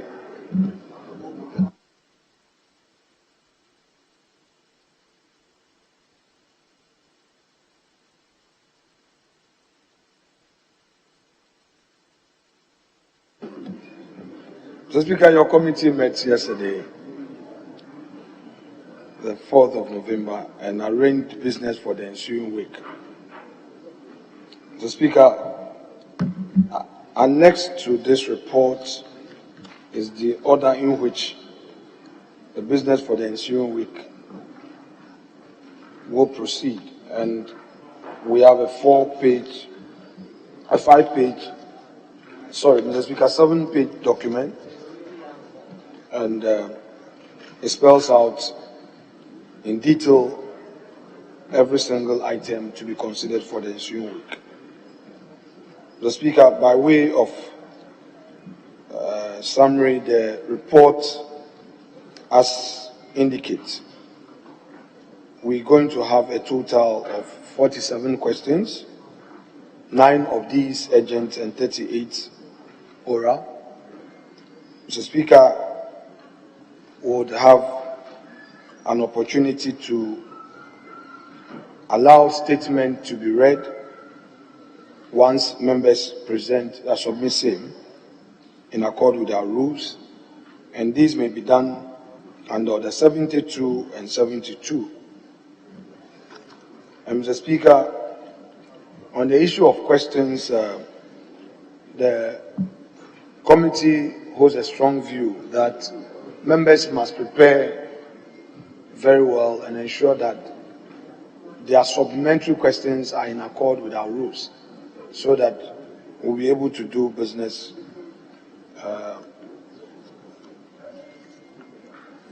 in time to allow the ministers to make progress with their answers. The Speaker, pursuant to Order 75, papers for presentation to the House may be placed on the order paper for laying, and committee reports may also be presented to the House for consideration. Mr. Speaker, having regard to the limited time frame for approval of the budget and Appropriation Bill 2021, the Business Committee and Committee chairpersons particularly those with urgent and time-bound referrals to endeavor to present these reports for consideration as early as practicable before the House is seized with the consideration of the budget statement and economic policy of government. Mr. Speaker, for the avoidance of doubt, the budget statement is supposed to be done on the 15th instead of the originally advertised 17th. I just want to bring this to the attention of the House. And the plan is for us, Mr. Speaker,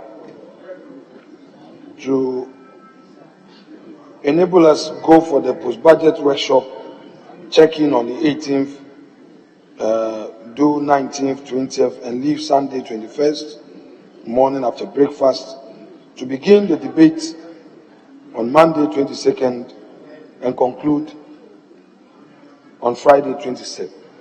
Mr. Speaker, I accordingly submit to this August House the order which the business is supposed to be taken and same be adopted by the House. I thank you, Mr. Speaker.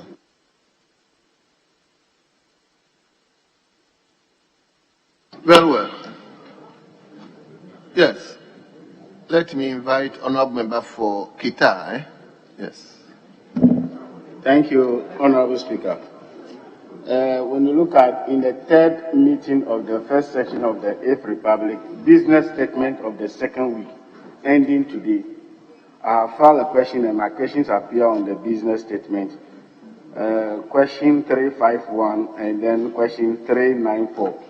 But looking at the third week of the business statement, only question number 351 concerning catapult appear on the business statement. Because last week we invited the minister, but based on other equally important schedules, he was not able to avail himself to answer the questions. May I know from the leadership why only one question appeared, not the two? Well. Yes, Honourable Member for Bill. Thank you very much, Speaker. Speaker, during the last meeting, I filed some two important questions which were admitted.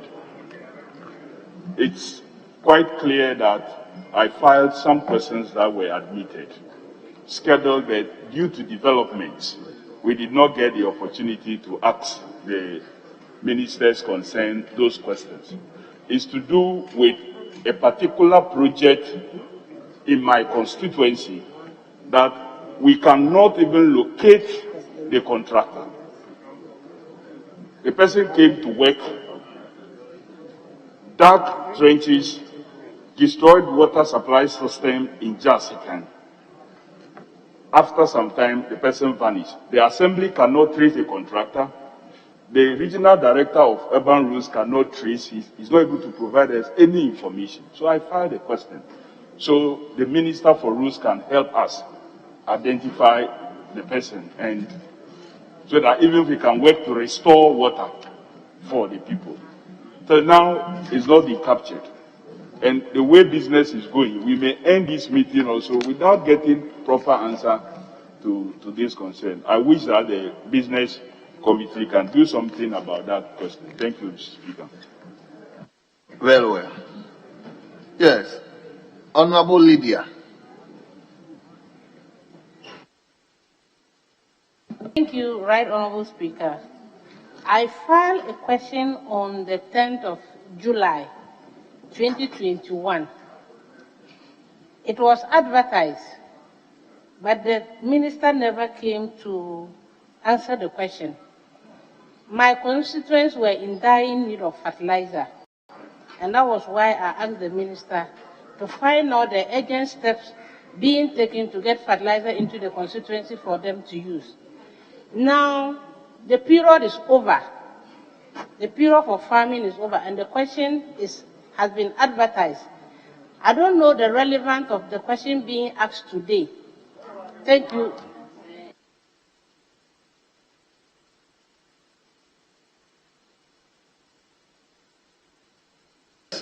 Honorable Member for Northton. I'm grateful, Honorable Speaker. Honorable Speaker, I hope that we are using the same document the Honorable Deputy Majority Leader read, because he said he's presenting a 7-page business statement, but it's 8 pages. Okay, so the record should reflect that you made a mistake.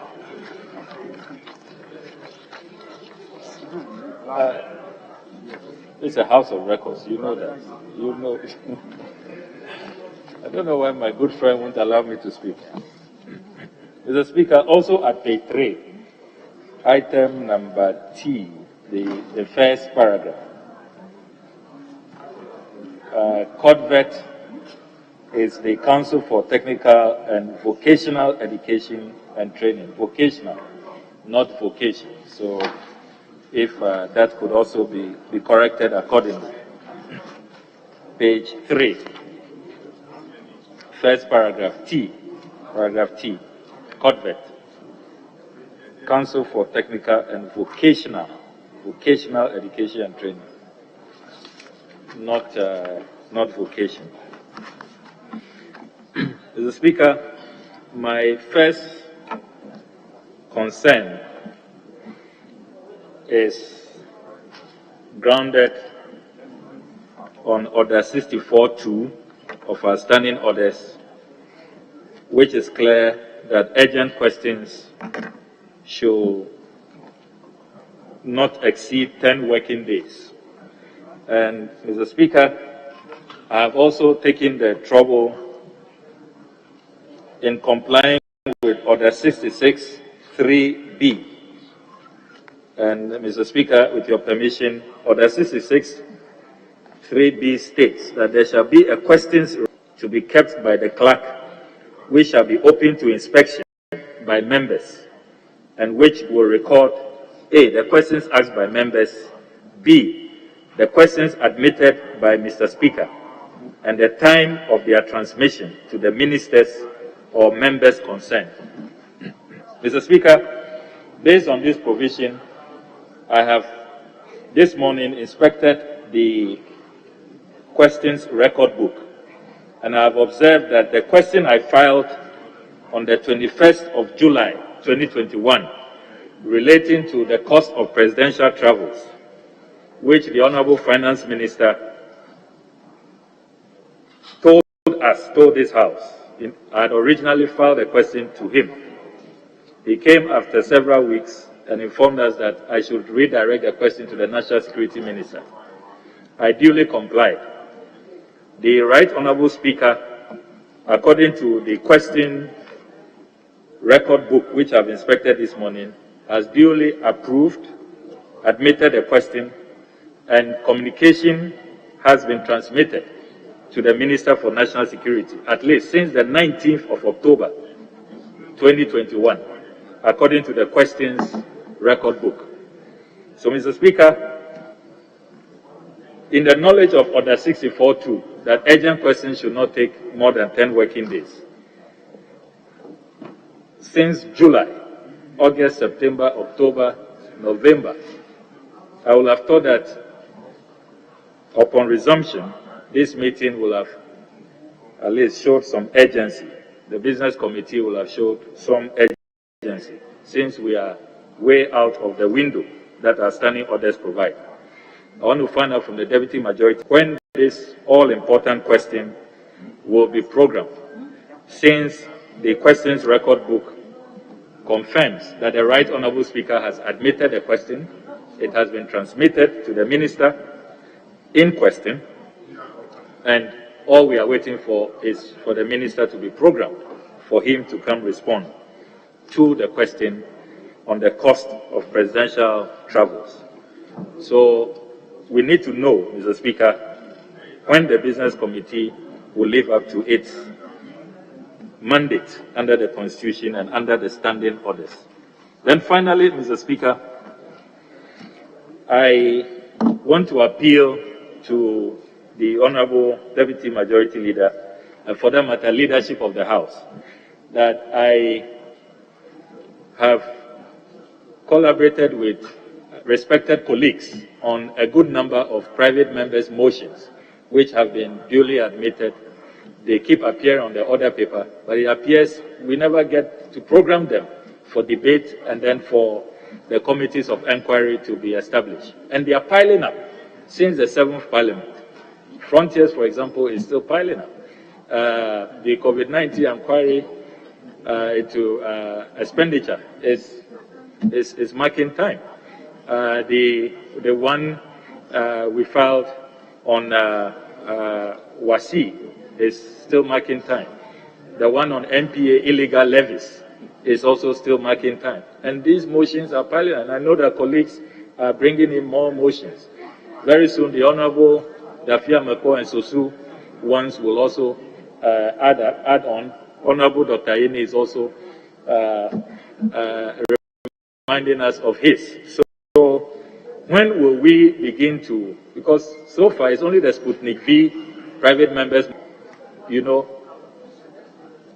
Yes, so the invasion of Parliament, that one is also, you know, marking time, you know. So there are too many of them, and there is great anticipation out there that we will be living up to expectation and addressing these urgent matters. So I want to find out from the Deputy Majority Leader when this House will be called upon to debate these motions for there to be a full-blown inquiry into all of these important matters.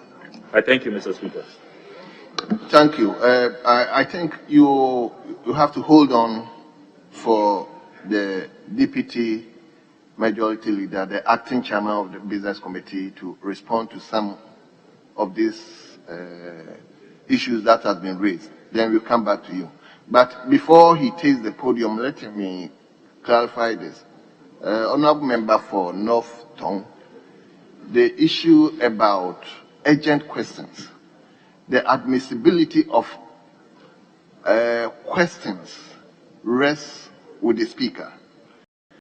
And you may file a question in your own assessment, you may think it's an urgent, but Mr. Speaker may take a second view as to whether that question is an urgent question.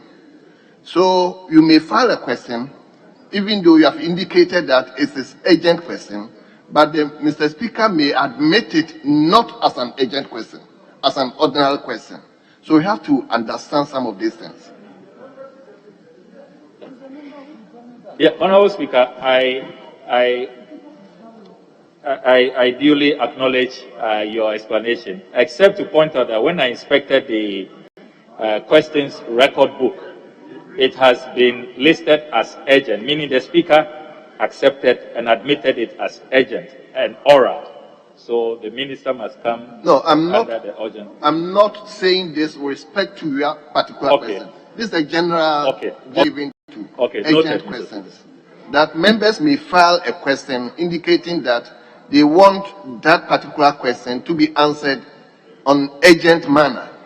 But probably the Speaker may look at it from a different view. That question can be answered anyway at any point in time. So let's appreciate it. So once you file a question, you may follow up with table as to how that particular question has been admitted from Mr. Speaker. Anyway, so Mr. The acting chairman of the committee, you may answer those questions.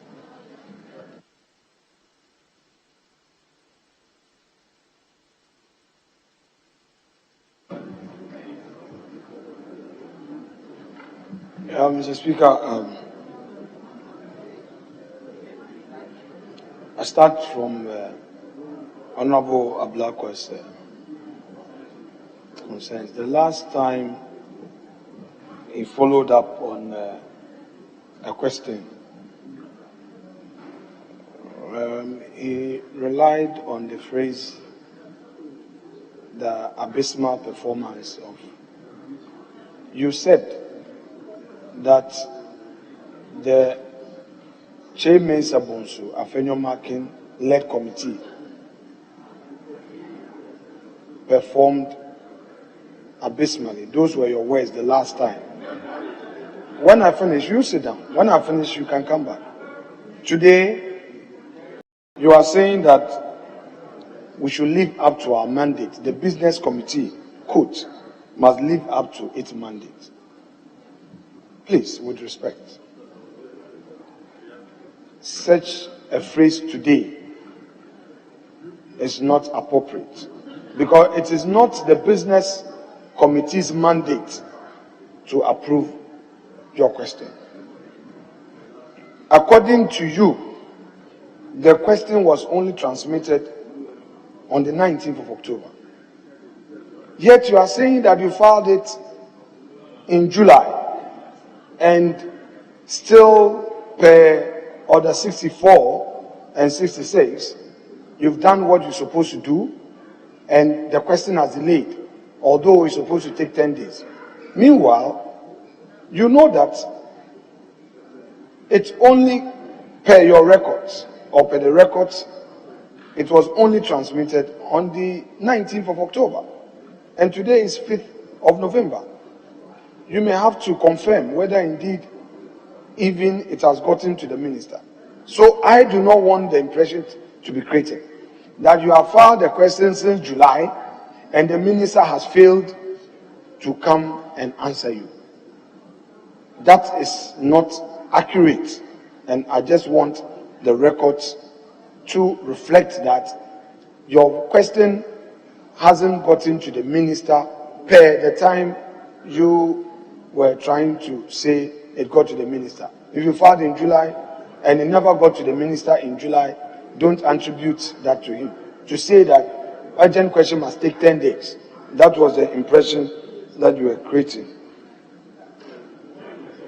Two, on the same point, two, I believe that some of these things, you see, the business committee is made up of the leadership of the minority and the leadership of the majority and some other members. It appears from what you just said that you are not engaged in leadership. Therefore, I will plead with you. You know that as a caucus, we work with our leaders and we consult them. So I believe that some of these concerns that you want to express them on the floor, if you had consulted your leadership, because on the business committee, we have your minority leader, Harun Idrisu, Honorable Muntaka is there, your chief whip, the deputy minority leader is there, the deputy whip, Honorable Ahmed, is also there. If you really want to get these things addressed, it is important that you engage them. And the impression I get is that you've not engaged them enough. Mr. Speaker, the next point. The member for Buim, he says there's a question that he asked and it cannot be located. I think that he has to engage the table office on this matter to find out whether it was admitted, and if it was admitted, the whereabouts of the question. Once it comes to us, we'll take it up. And I will again also encourage you to approach your leaders, because some of these things, they sit in the business committee. Yesterday, we were all there together, so that at least they can address the issue on your behalf. So please, I know you are a new member, but utilize this opportunity. And the member who said she doesn't even know whether a question is relevant or not. Well, I believe that if, honorable member, please pay attention. Someone is taking your attention. If you're of the view that, you know, your question has been overtaken by events, you may as well, you know, withdraw it, if that is what you think. But that notwithstanding, I hold the view that once it's been programmed, it is still important just for the records, so that your constituents will know that you did your side, perhaps administrative bureaucracies caused a delay. So the choice is yours. But if I were to advise you, I would strongly suggest that as it's been programmed, let's have it taken. Mr. Speaker, I thank you.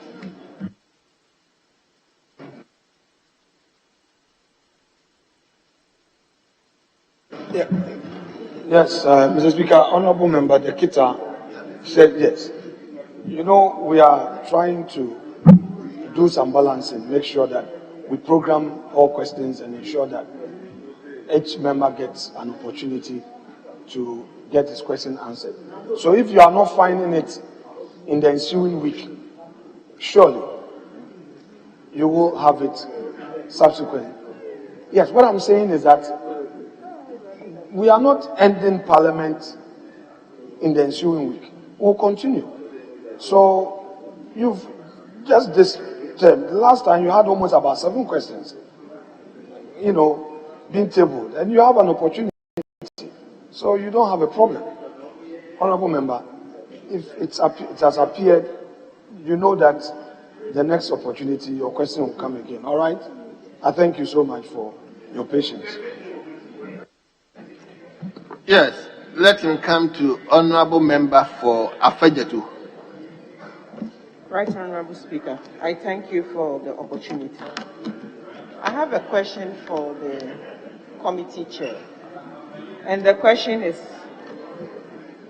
Honorable Speaker, my question goes to Leader, the Deputy Minority, through you.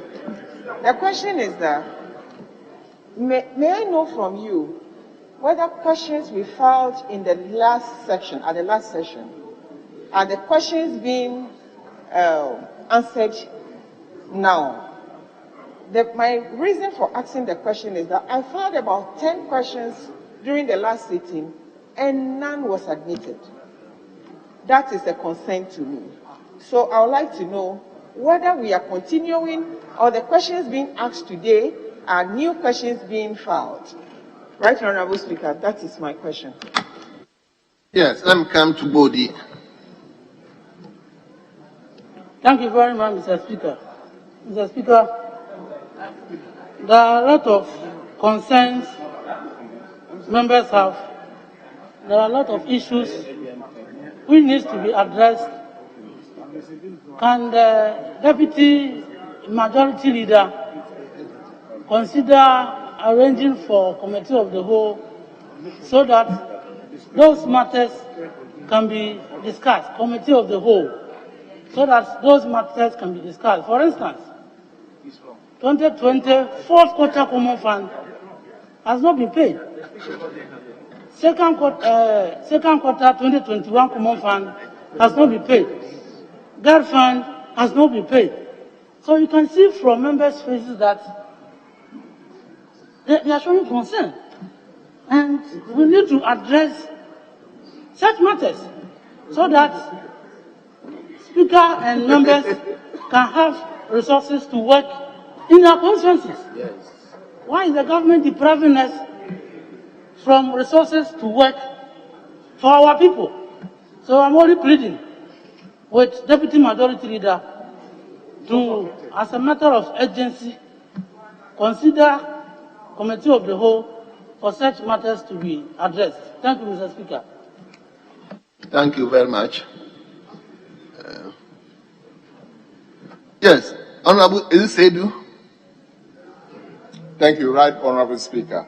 Okay. Right Honorable Speaker, I have a little challenge because since I came to Parliament as a first-timer, the observation is that there's always complaints about private members' bill and questions and statements that are filed.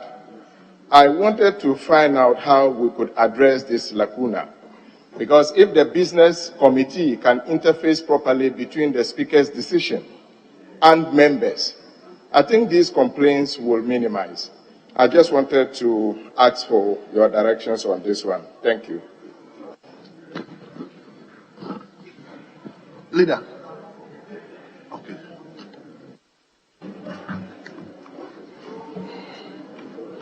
Mr. Speaker, my colleague from Afajato South wanted to know about questions she's filed. Honorable member, yes, that's what I heard you say.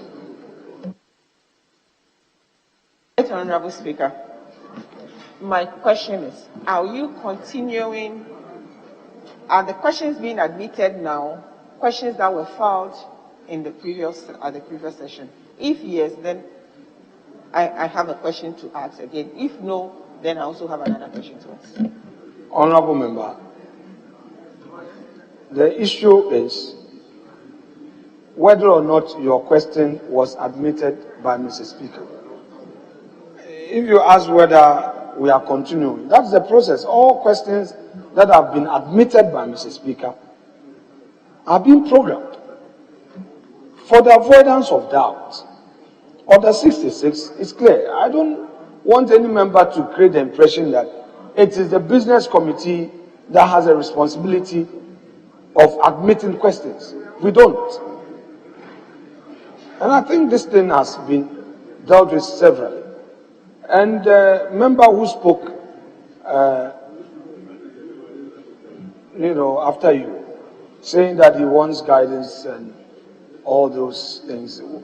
Those who have been complaining about their question, they don't even find out whether it's been admitted. And that has been the problem. Sometimes we are impatient, we don't want to follow due process. There are things that you can engage your leadership and get the appropriate answer. You wouldn't engage your leadership. You would want to speak for hands up to capture you. Fine, but don't use that to undermine the authority of your own leader or to create the impression that there is no consistency in the way we do our work. Let us first inquire. Like Honorable Ablakwa said, he went to the records book to check. He followed up to be sure whether it's been admitted. But if you file a question and you go on radio, if you file a question, you come here and say, Mr. Speaker, business committee did not program me. When you've not checked whether Mr. Speaker considers your question admissible, it can be our job. And our respective caucus leadership can explain this better to us, especially my colleague who says he is in for the first time. Yeah, Honorable Ahi, you have raised a genuine concern, but you and I know, you've been a whip before. You are senior to me. You know that this is business statement. Yes, no, we can't incorporate this in a business statement, sir.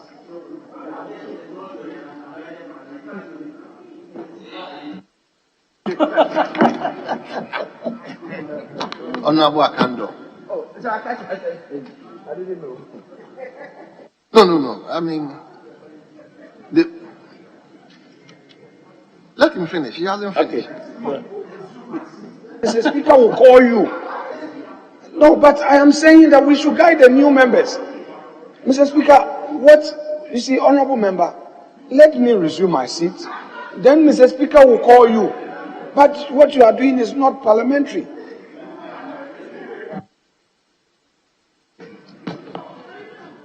Honorable members, I mean, let's make this clear. Nobody is turning down any question. We are all here to help each other. Incidentally, I have been tasked with that role of admitting questions. And we are not turning down any question. Only that the questions are plenty. Plenty.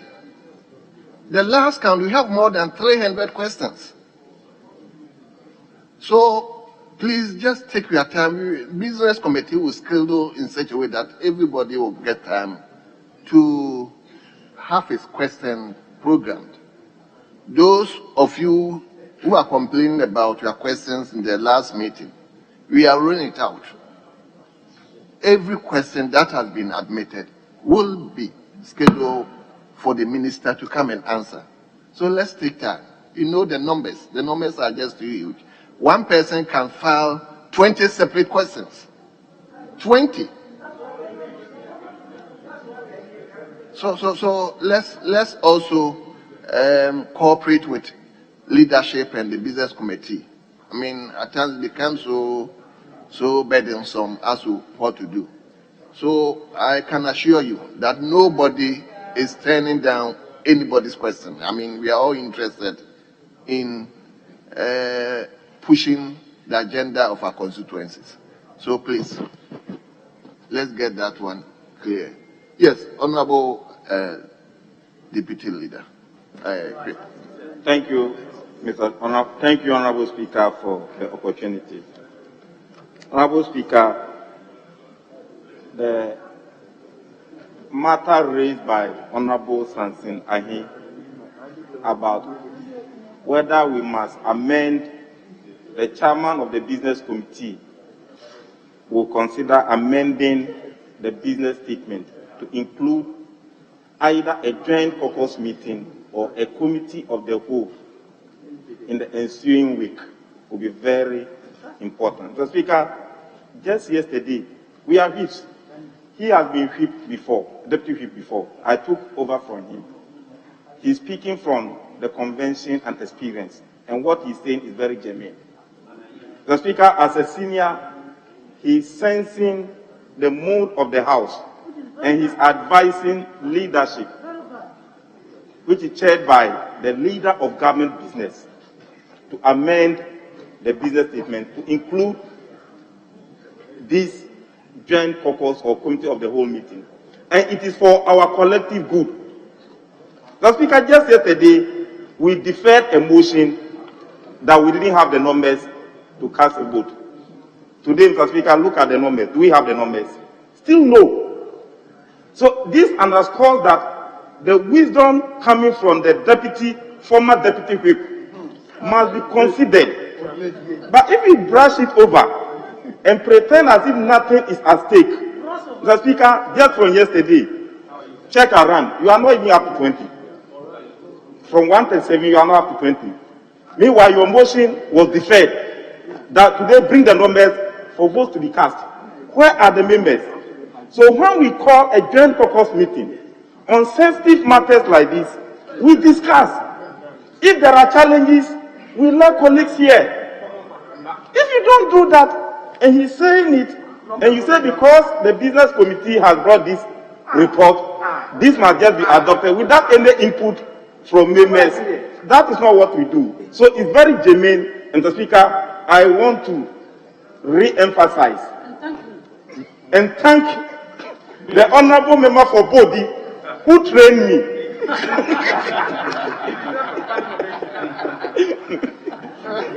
Now, Mr. Speaker, that matter must be considered. And Deputy Whip, you know, I'm in Deputy Leader as a Deputy Whip, and you leading leader, acting leader of government business. Let's take this on board, and it will help our work to be very easy next week.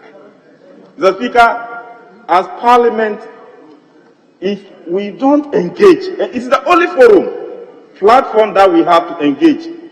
If we don't engage, we may not be able to execute the business that we have to. So that is the first point. The second issue about the questions, the Honorable Okujato, like you rightly put it, has a lot of questions, and he's a third termer in this House. The Speaker, he has no difficulty reaching us as leaders. But the Speaker, concerning private members' bill, this caucus had a caucus meeting and had a press conference and prioritized that our first priority, so long as this meeting is concerned, is the LGBTQ bill, which is a private members' bill.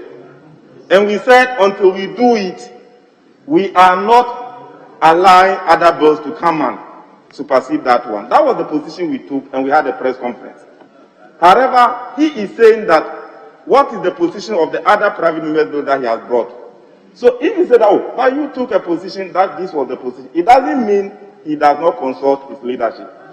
On the matter of the questions, Mr. Speaker, you've answered that. But I just want to add that Mr. Speaker said he gave a directive last week that each side must appoint somebody for statement and questions. No, he said both. That we will be able to go through the questions so that questions will not be coming from left, right, center, and controlling the question like you've rightly said. there are over 300 questions. So even if members are continuously bringing some, we may not be able to prioritize and know which of them should be taken. So that directive and the one who will be in charge is very important. And that will not even have any difficulty. If leadership meets and says that, oh, Honorable Okujato, on the minority side, be in charge of the questions. So that the questions that will come for the business committee, we will know how to program the questions. Mr. Speaker, my deputy leader is aware. Yes, the business committee is made up of the leaders on both sides, the chiefs on both sides, and other members. Mr. Speaker, we meet at the business committee, and these programs are given to us for us to go through. At that point, only questions that have been programmed by Mr. Speaker to be taken through that week, that is what the business committee goes through. It's not like they bring all the questions at the business committee for us to say, oh, let's take this one and let's leave this one. That is not how it is done. Members will take that one too on board. Mr. Speaker, in conclusion, I want to know this is a public meeting. The whole Ghana is watching us. Last week, I raised this matter of the private members bill on LGBTQ as the roadmap for the committee. Mr. Speaker, let's carry the public along so that it will not be like, oh, you see Parliament, they are not expediting action on this bill. I know serious work is going through, but I want to inquire from the deputy majority leader and chairman, acting chairman of the business committee. Can he brief this house on the roadmap towards the enactment of the private members bill, which is the LGBTQ something? Because the chief imams, the Pentecost Council, GPC, National Council, Christian Council, the Bishop Conference, they are all watching us, and we represent them. So let's make them aware of the roadmap so that we carry them along, so that there will not be either excessive pressure or either undue delay. Let's know definitely from the way forward. And I want to suggest to Honorable Leader that you may amend this report and let us have a joint caucus meeting on Wednesday, so that on Tuesday the leader of the house will reach out to the executives and be able to make certain inquiries and equip himself. Then on Wednesday, after adjournment, when we are having a joint caucus meeting, he will be able to brief the house about the roadmap, because you yourself said on 18th, we are going for post-budget workshop, which means the budget itself is coming before 18th. 15th. So if you are going to have the government budget and economic policy, financial policy, and is it financial policy or what? Policy on the 15th, and we are not able to put the house in order. How do we march ourselves into that pit? So this is a very good suggestion. And once again, I congratulate you on that. Mr. Speaker, I think Wednesday will be very appropriate. With these few words, I want some comment or answers from the acting leader, and I think we can make a progress. Yes. Mr. Speaker,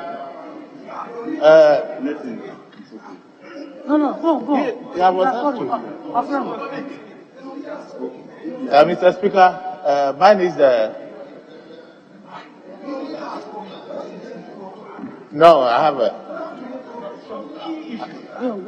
Mr. Speaker, no, I have to go on. Yes. But, Mr. Speaker, I have a problem with the questions. Since March, I submitted questions that were admitted. The questions were missing in the system. I don't know where they are gone. Yesterday, I followed it up to the table office. I was told sometime maybe I'll get it somewhere, maybe December.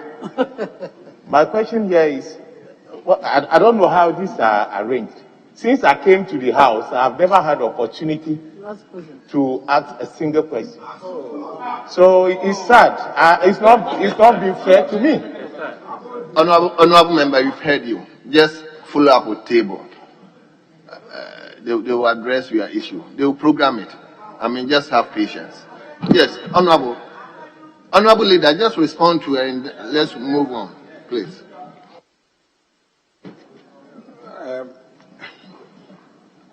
Honorable Deputy Whip, we can still have the joint caucus meeting. We don't necessarily need to program it in the business statement. So I agree with you. Let's confer and hold a joint caucus meeting anytime in the ensuing week. Of course,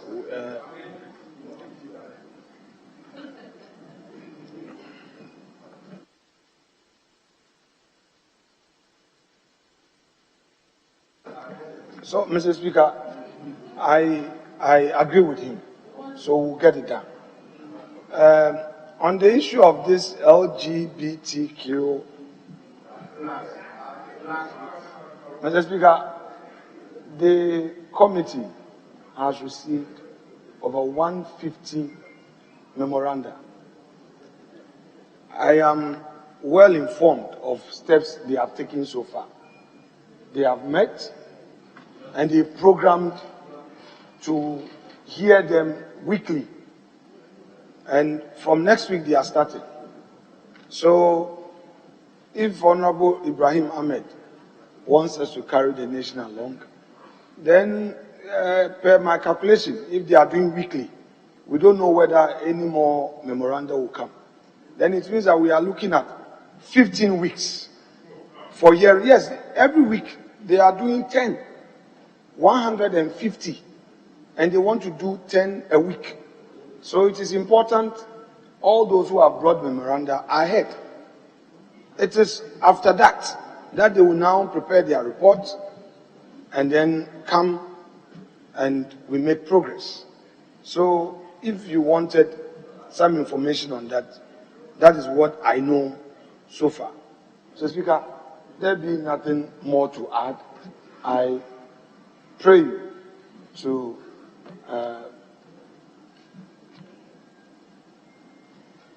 consider the report as having been adopted by the House without any further argument.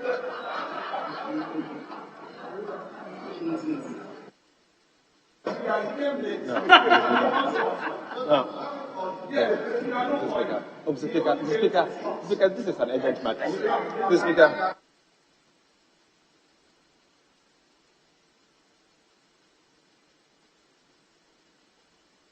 Honorable members, the business statement has been presented, and I hope we are all okay. So, the business statement as presented is hereby adopted.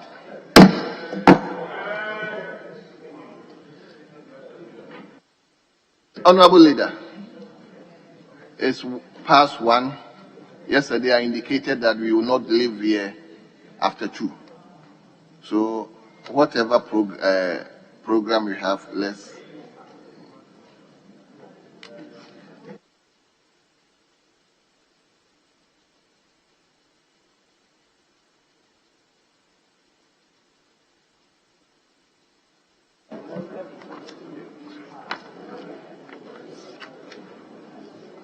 No, not.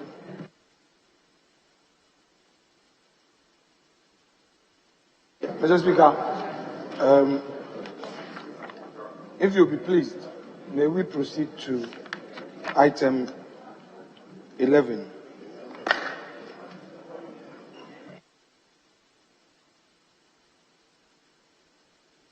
Yes.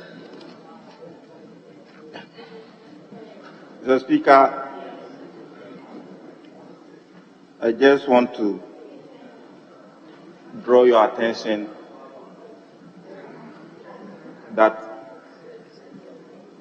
since we said we should not invent new rules, we should go by the rules of the House. I want to refer Mr. Speaker's attention to Article 102 of the 1992 Constitution. A quorum of Parliament, apart from the person presiding, shall be 1/3 of all the members of Parliament. Mr. Speaker, we are 275. A quorum of Parliament, if it is 1/3 constitutionally, should be 92. Mr. Speaker, we those here are not even up to 50.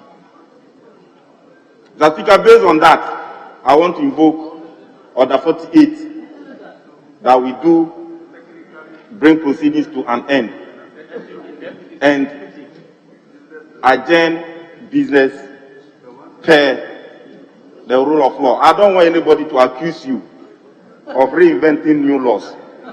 This is the Constitution that created this House, and we must go by the Constitution accordingly. That's right. So, Mr. Speaker, I've come under Article 102 and Order 48 of our rules. Yes, leader.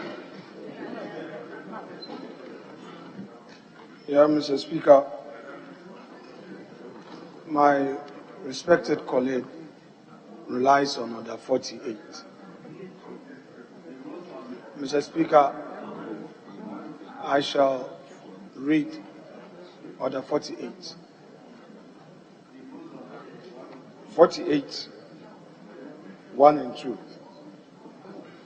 The presence of at least 1/3 of all members of Parliament, besides the person presiding, shall be necessary to constitute a quorum of the House. 2, emphasis 2.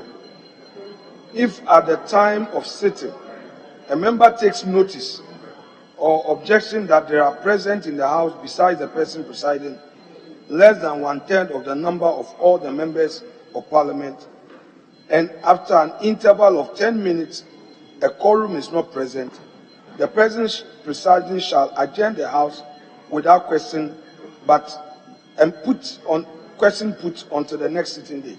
So, Mr. Speaker, he has raised it.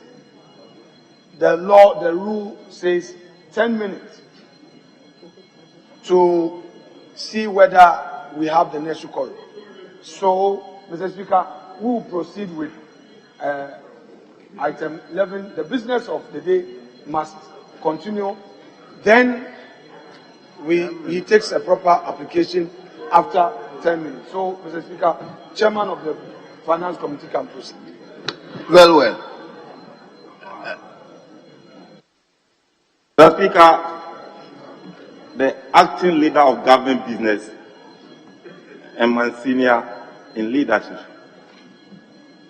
It's right, but just that I want him to be aware that if we are to use the 1/3 to do business for the 10 minutes, when it comes to voting, can we take decision with these numbers?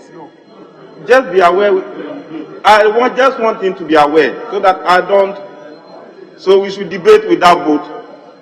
We can't take decision with one. Even if you are 1/3, we can't take decision unless you are 138 before we can take decision in this House. You are aware.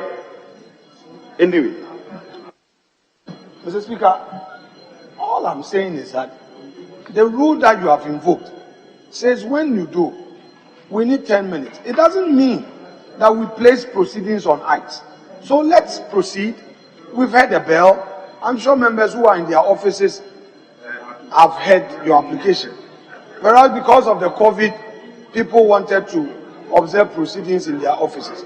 So, Mr. Speaker, we have to continue business, and he himself hasn't told us the number.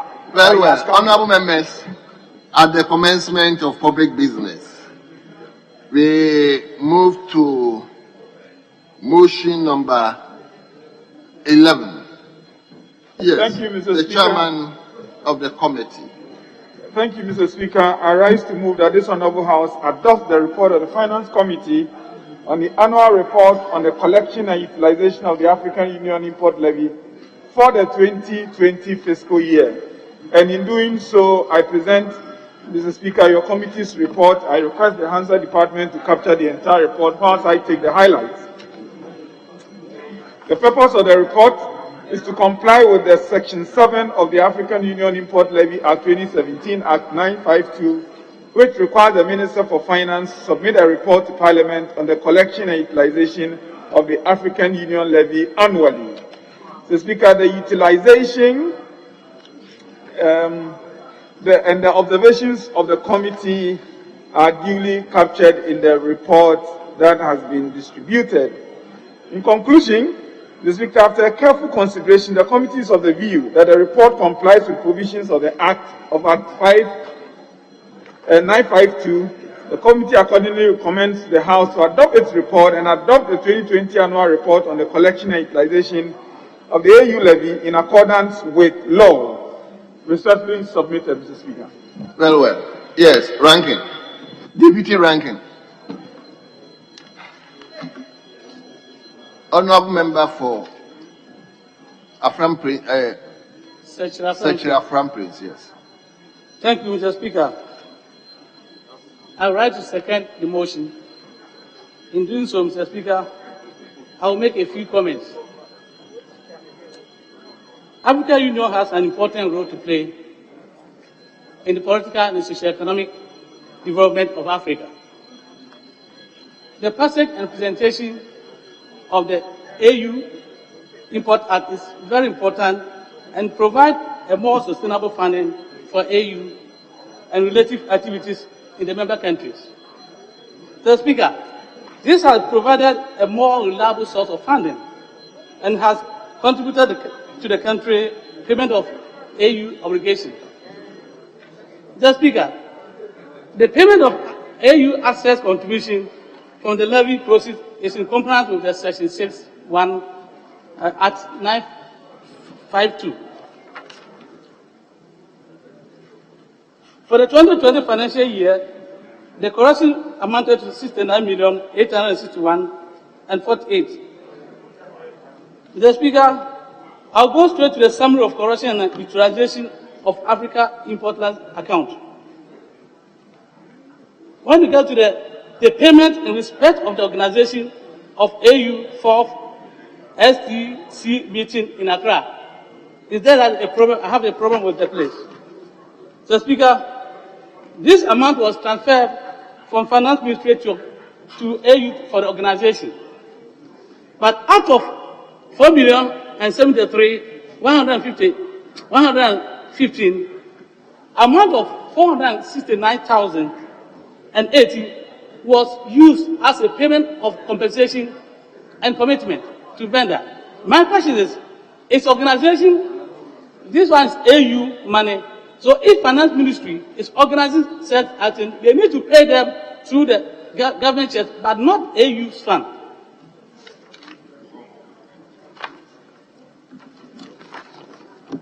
Mr. Speaker, the committee observed that the asset contribution usually fall due from 1st January each financial year. So it makes it difficult practically for the Finance Ministry to make their asset payment. The committee also observed that the implementation of African Union has helped Ghana to settle the asset contribution to AU. So, Speaker, we believe that the Finance Ministry needs to have reconciliation of the account since 2017, so that any correction that they receive should be paid to Bank of Ghana account than to pass through the other side. So that we get actual amount, any amount we corrected should go to Bank of Ghana, so you can know exactly amount that's in the Bank of Ghana. Mr. Speaker, with a few words, I second the motion. Honourable members, the motion has been moved and the motion has been seconded. It is for the consideration of the House. I'm inviting just one from each side to contribute to the debate. 1, so that we can probably make time with our 10 minutes. 1. Yes. Any member from this side?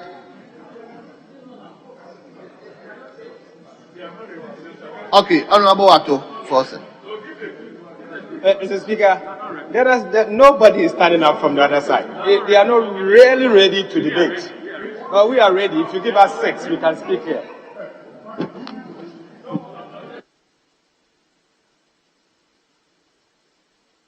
Yes, Chairman.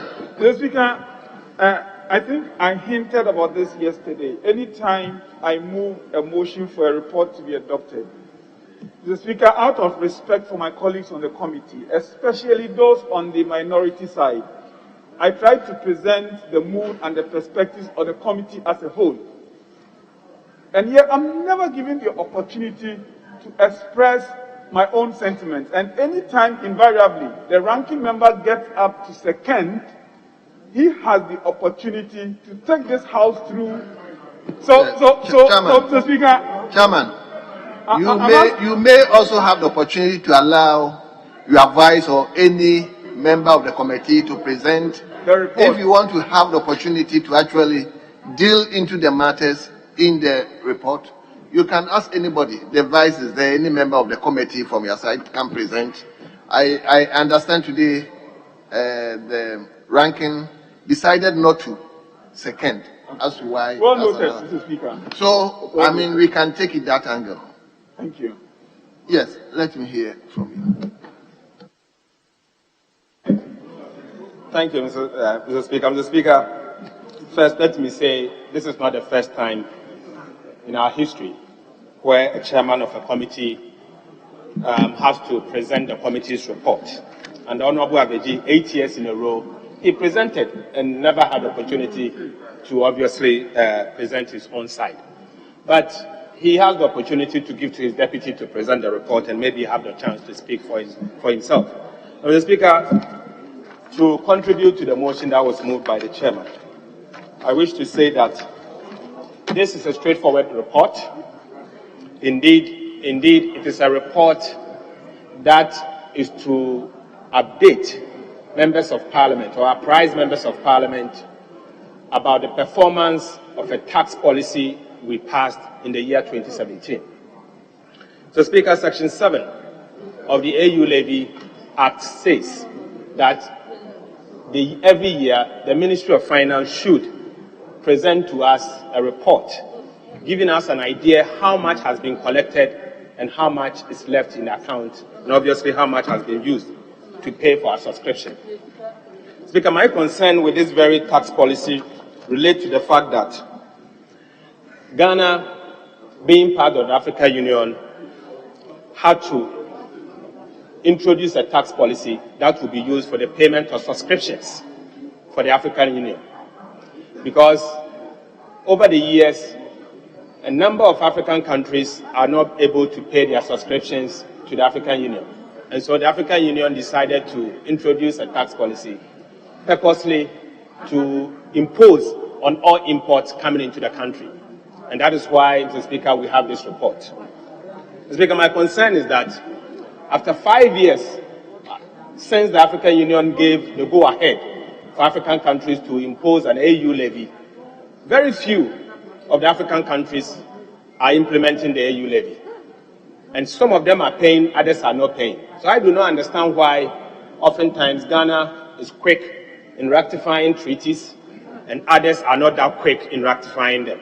Mr. Speaker, I think in as much as we are known as law-abiding and a country that are more or less a founding father of the African Union, we want to pay our dues.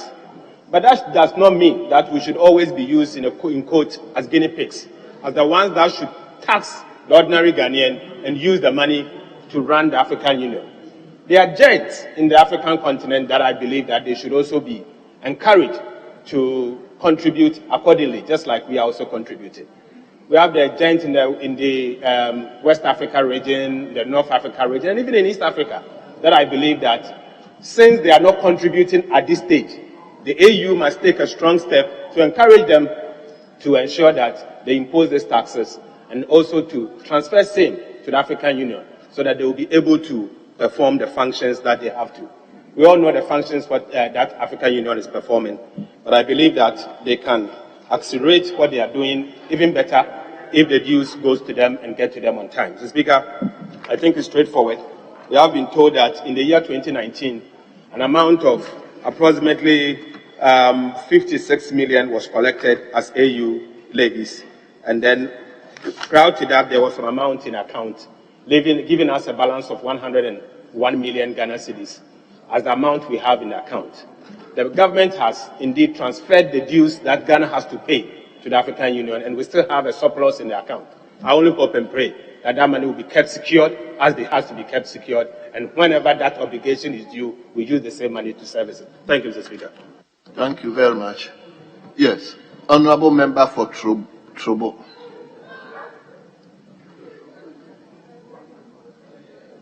No, my 10 minutes is not up, please. Thank you, Mr. Speaker, for the opportunity. Honourable, my 10 minutes is not up. Mr. Speaker, Ghana has led most of the Pan-African positions, and Ghana's contribution to Pan-Africanism is known worldwide. And therefore, when Ghana takes lead in participating and ensuring that the AU at least becomes self-sustained, it's better. I think the AU cannot depend too much on donor partners or other regions for support for our peace mission and support for the continent. But it is worth saying that whilst we're contributing our part, the rest of the other countries must also do same, especially in this COVID situation that we all find ourselves, where revenue has become highly challenged worldwide, where there's a financial meltdown and challenges in every country. Therefore, whilst we contribute our part, we expect that the rest of the other countries should do so. But, Mr. Speaker, I think that we should praise Ghana for at least meeting our financial obligations. The report really indicates that we will not renege on our financial responsibility to our continent, Africa. And if you look at paragraph 6.2, utilization of the fund, the A, B, C all indicates our participation in the contribution that we made. The B, for instance, part payment for settlement grant for the AFC FTA Secretariat of 16.6 million Ghana cedis. At least we all know that the African Free Continental Trade Area is in this country. The head office is here, and any contribution that we might have made will inure to the growth of that entity that we all know we are heading. And therefore, for me, we should pat our shoulders and encourage that the 0.2 that is a levy comes in handy, and let's do our part. But it's also a call for the rest of the country that whilst we're doing that, they should also contribute their quota. I thank you for the opportunity, Mr. Speaker. Honourable members, the motion has been moved, the motion has been seconded, it has been debated. The question is, as many as are in favour of the motion? Say aye. Aye.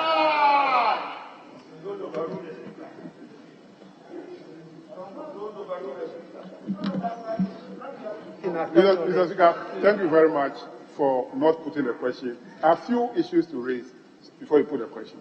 Mr. Speaker, the report of the committee says that the balance in the account brought forward in 2019 was 56 million Ghana cedis. And then the collection for 2020 was 69 million, giving a total of 126 million Ghana cedis. Now the payment of Ghana's assessed contribution to the AU for 2019 was 38.6 million. Mr. Speaker, there was also part payment for the settlement grant for the AFTA Secretariat of 16 million. Then another payment of 4 million, giving a total expenditure of 59 million. Now, this gives us a surplus of 67 million Ghana cedis. Mr. Speaker, when it comes to page 6 of the report, under paragraph 7.1, utilization of surplus, Mr. Speaker, let me quote, the committee observed that in accordance with section 6 of the African Union Import Levy Act 2017 at 952, the ministry is undertaking the necessary steps to implement the provisions of the Act in respect of utilization of surplus on the AU import levy account. Mr. Speaker, my concern is that what does section 6 say in terms of the utilization of the surplus? We don't know. The report could have captured the section 6 of the Act so that we know clearly what the surplus is supposed to be used for. Mr. Speaker, now, Mr. Speaker, let me continue to quote. The ministry indicated that it was undertaking the necessary steps to implement the provisions of the Act in respect of utilization of the surplus. My question, Mr. Speaker, is that this Act was passed in 2017. Then the levy collection started. So the whole of 2018, 2019, 2020.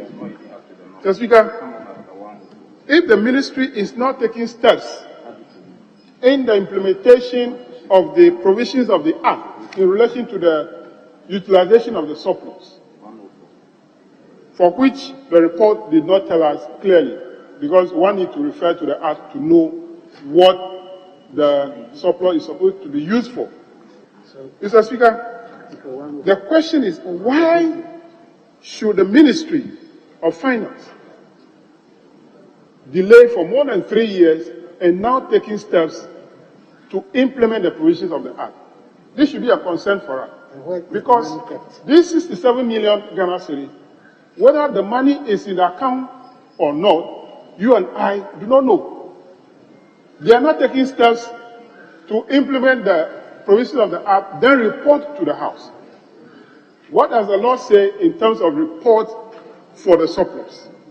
What does the law say for the utilization of the surplus? So, Mr. Speaker, I want to draw the attention of the Ministry of Finance to that yes, they are taking steps. They have delayed 3 years in taking steps. So, Mr. Speaker, on that note, yes, Mr. Speaker, we of this side of the House want to rely on Article 104 of the Constitution in terms of the quorum and Order 48. And then also, let me quote Article 104. Except as otherwise provided in this Constitution, matters in Parliament shall be determined by the vote of the majority of members present and voting, with at least half of the members of Parliament present. So we need 138 members to be present before we can vote. And majority of that number will then determine whether we approve this report or not. So I want to draw your attention to it. We do not have the number. to take a decision. So we should not vote on this motion. I thank you, Mr. Speaker.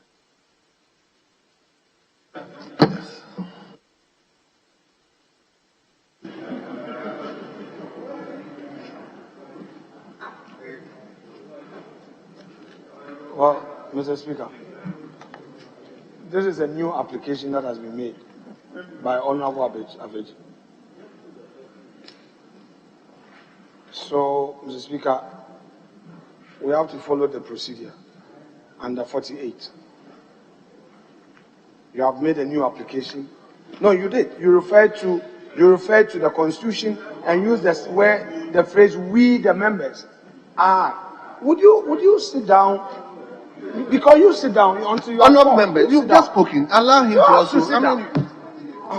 Quoting me what? So wait. But you quoted Article 104. Quoted the law. I drew your attention. Voting. I am not requesting. I'm drawing your attention that article says that we need such number in the House before we can take vote. Well. Thank you. So, leader.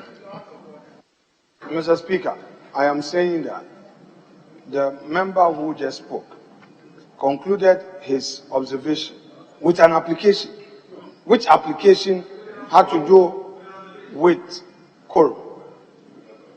And I'm saying that if that is the case, let us comply with Order 48. You see, once we continued with the debate, and in your conclusion, you made a new application. We are now going to comply with, because that first application has been overtaken by event. If indeed you were minded to deal with this application, you would have perhaps made a different application to Mr. Speaker. But you said that quorum. So, Mr. Speaker, we are now going to rely on his application on quorum. That notwithstanding, Mr. Speaker, you indicated that today is Friday. Members would have to go to the mosque. Members would have to go to the constituency. There are some other engagements. This is not a contentious matter. And Mr. Speaker, it was not even our desire to take a decision on this matter today. That was not the position of the leader of government business to ask for a question to be put on this matter today. So you shouldn't worry at all. We are not going to put a question on this matter. We're on the same page. Yeah, Mr. Speaker, we don't want to take a decision on this matter. We've exhausted debate.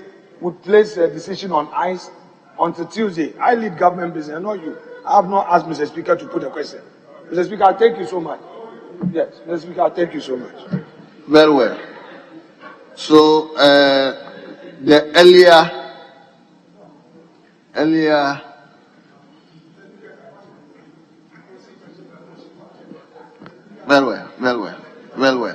Well. But now, Honorable,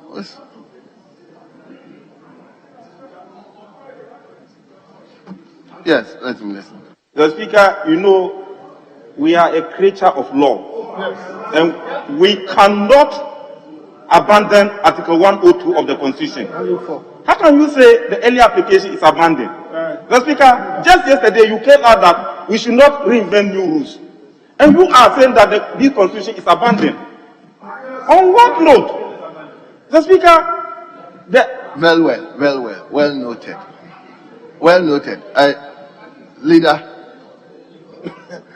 Leader. There be no further business for consideration today. I humbly and respectfully move for an adjournment until Tuesday. Please allow me to. It's okay.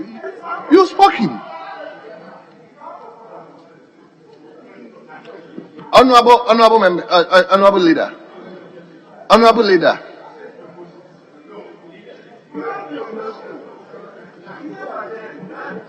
The motion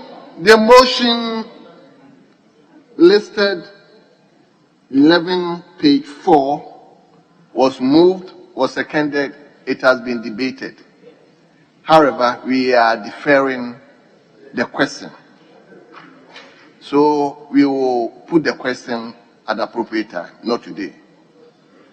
Again, the deputy minority whip raised an issue of quorum.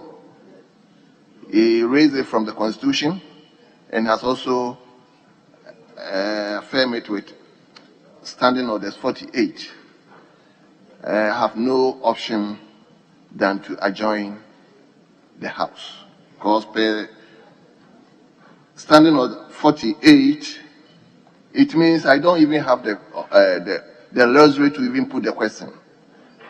The House is accordingly adjourned till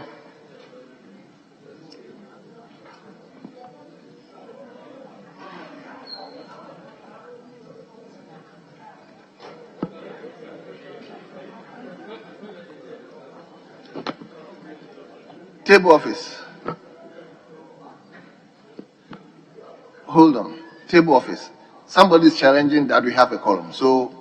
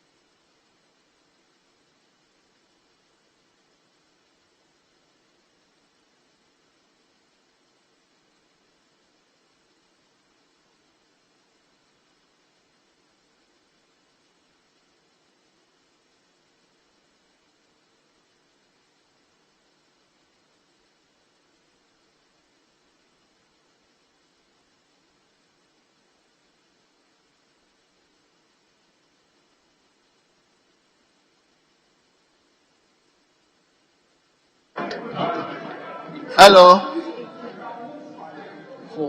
With respect, you see, when you are counting, and suddenly, Mr. Speaker, let's be fair, suddenly members are deliberately leaving the chamber to create what effect? No, Mr. Speaker, especially then the bell must be rung before. Other than that, Mr. Speaker, let me move the motion for us to adjourn. Let me move a motion for adjournment. Honorable leaders, please hold on. The numbers are such that we don't come near. I have satisfied myself with the vocation of Deputy Whip. The House is accordingly adjourned till Tuesday, is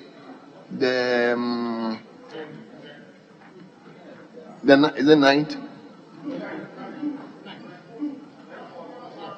Tuesday, the 9th of November 2021 at 10 o'clock in the forenoon.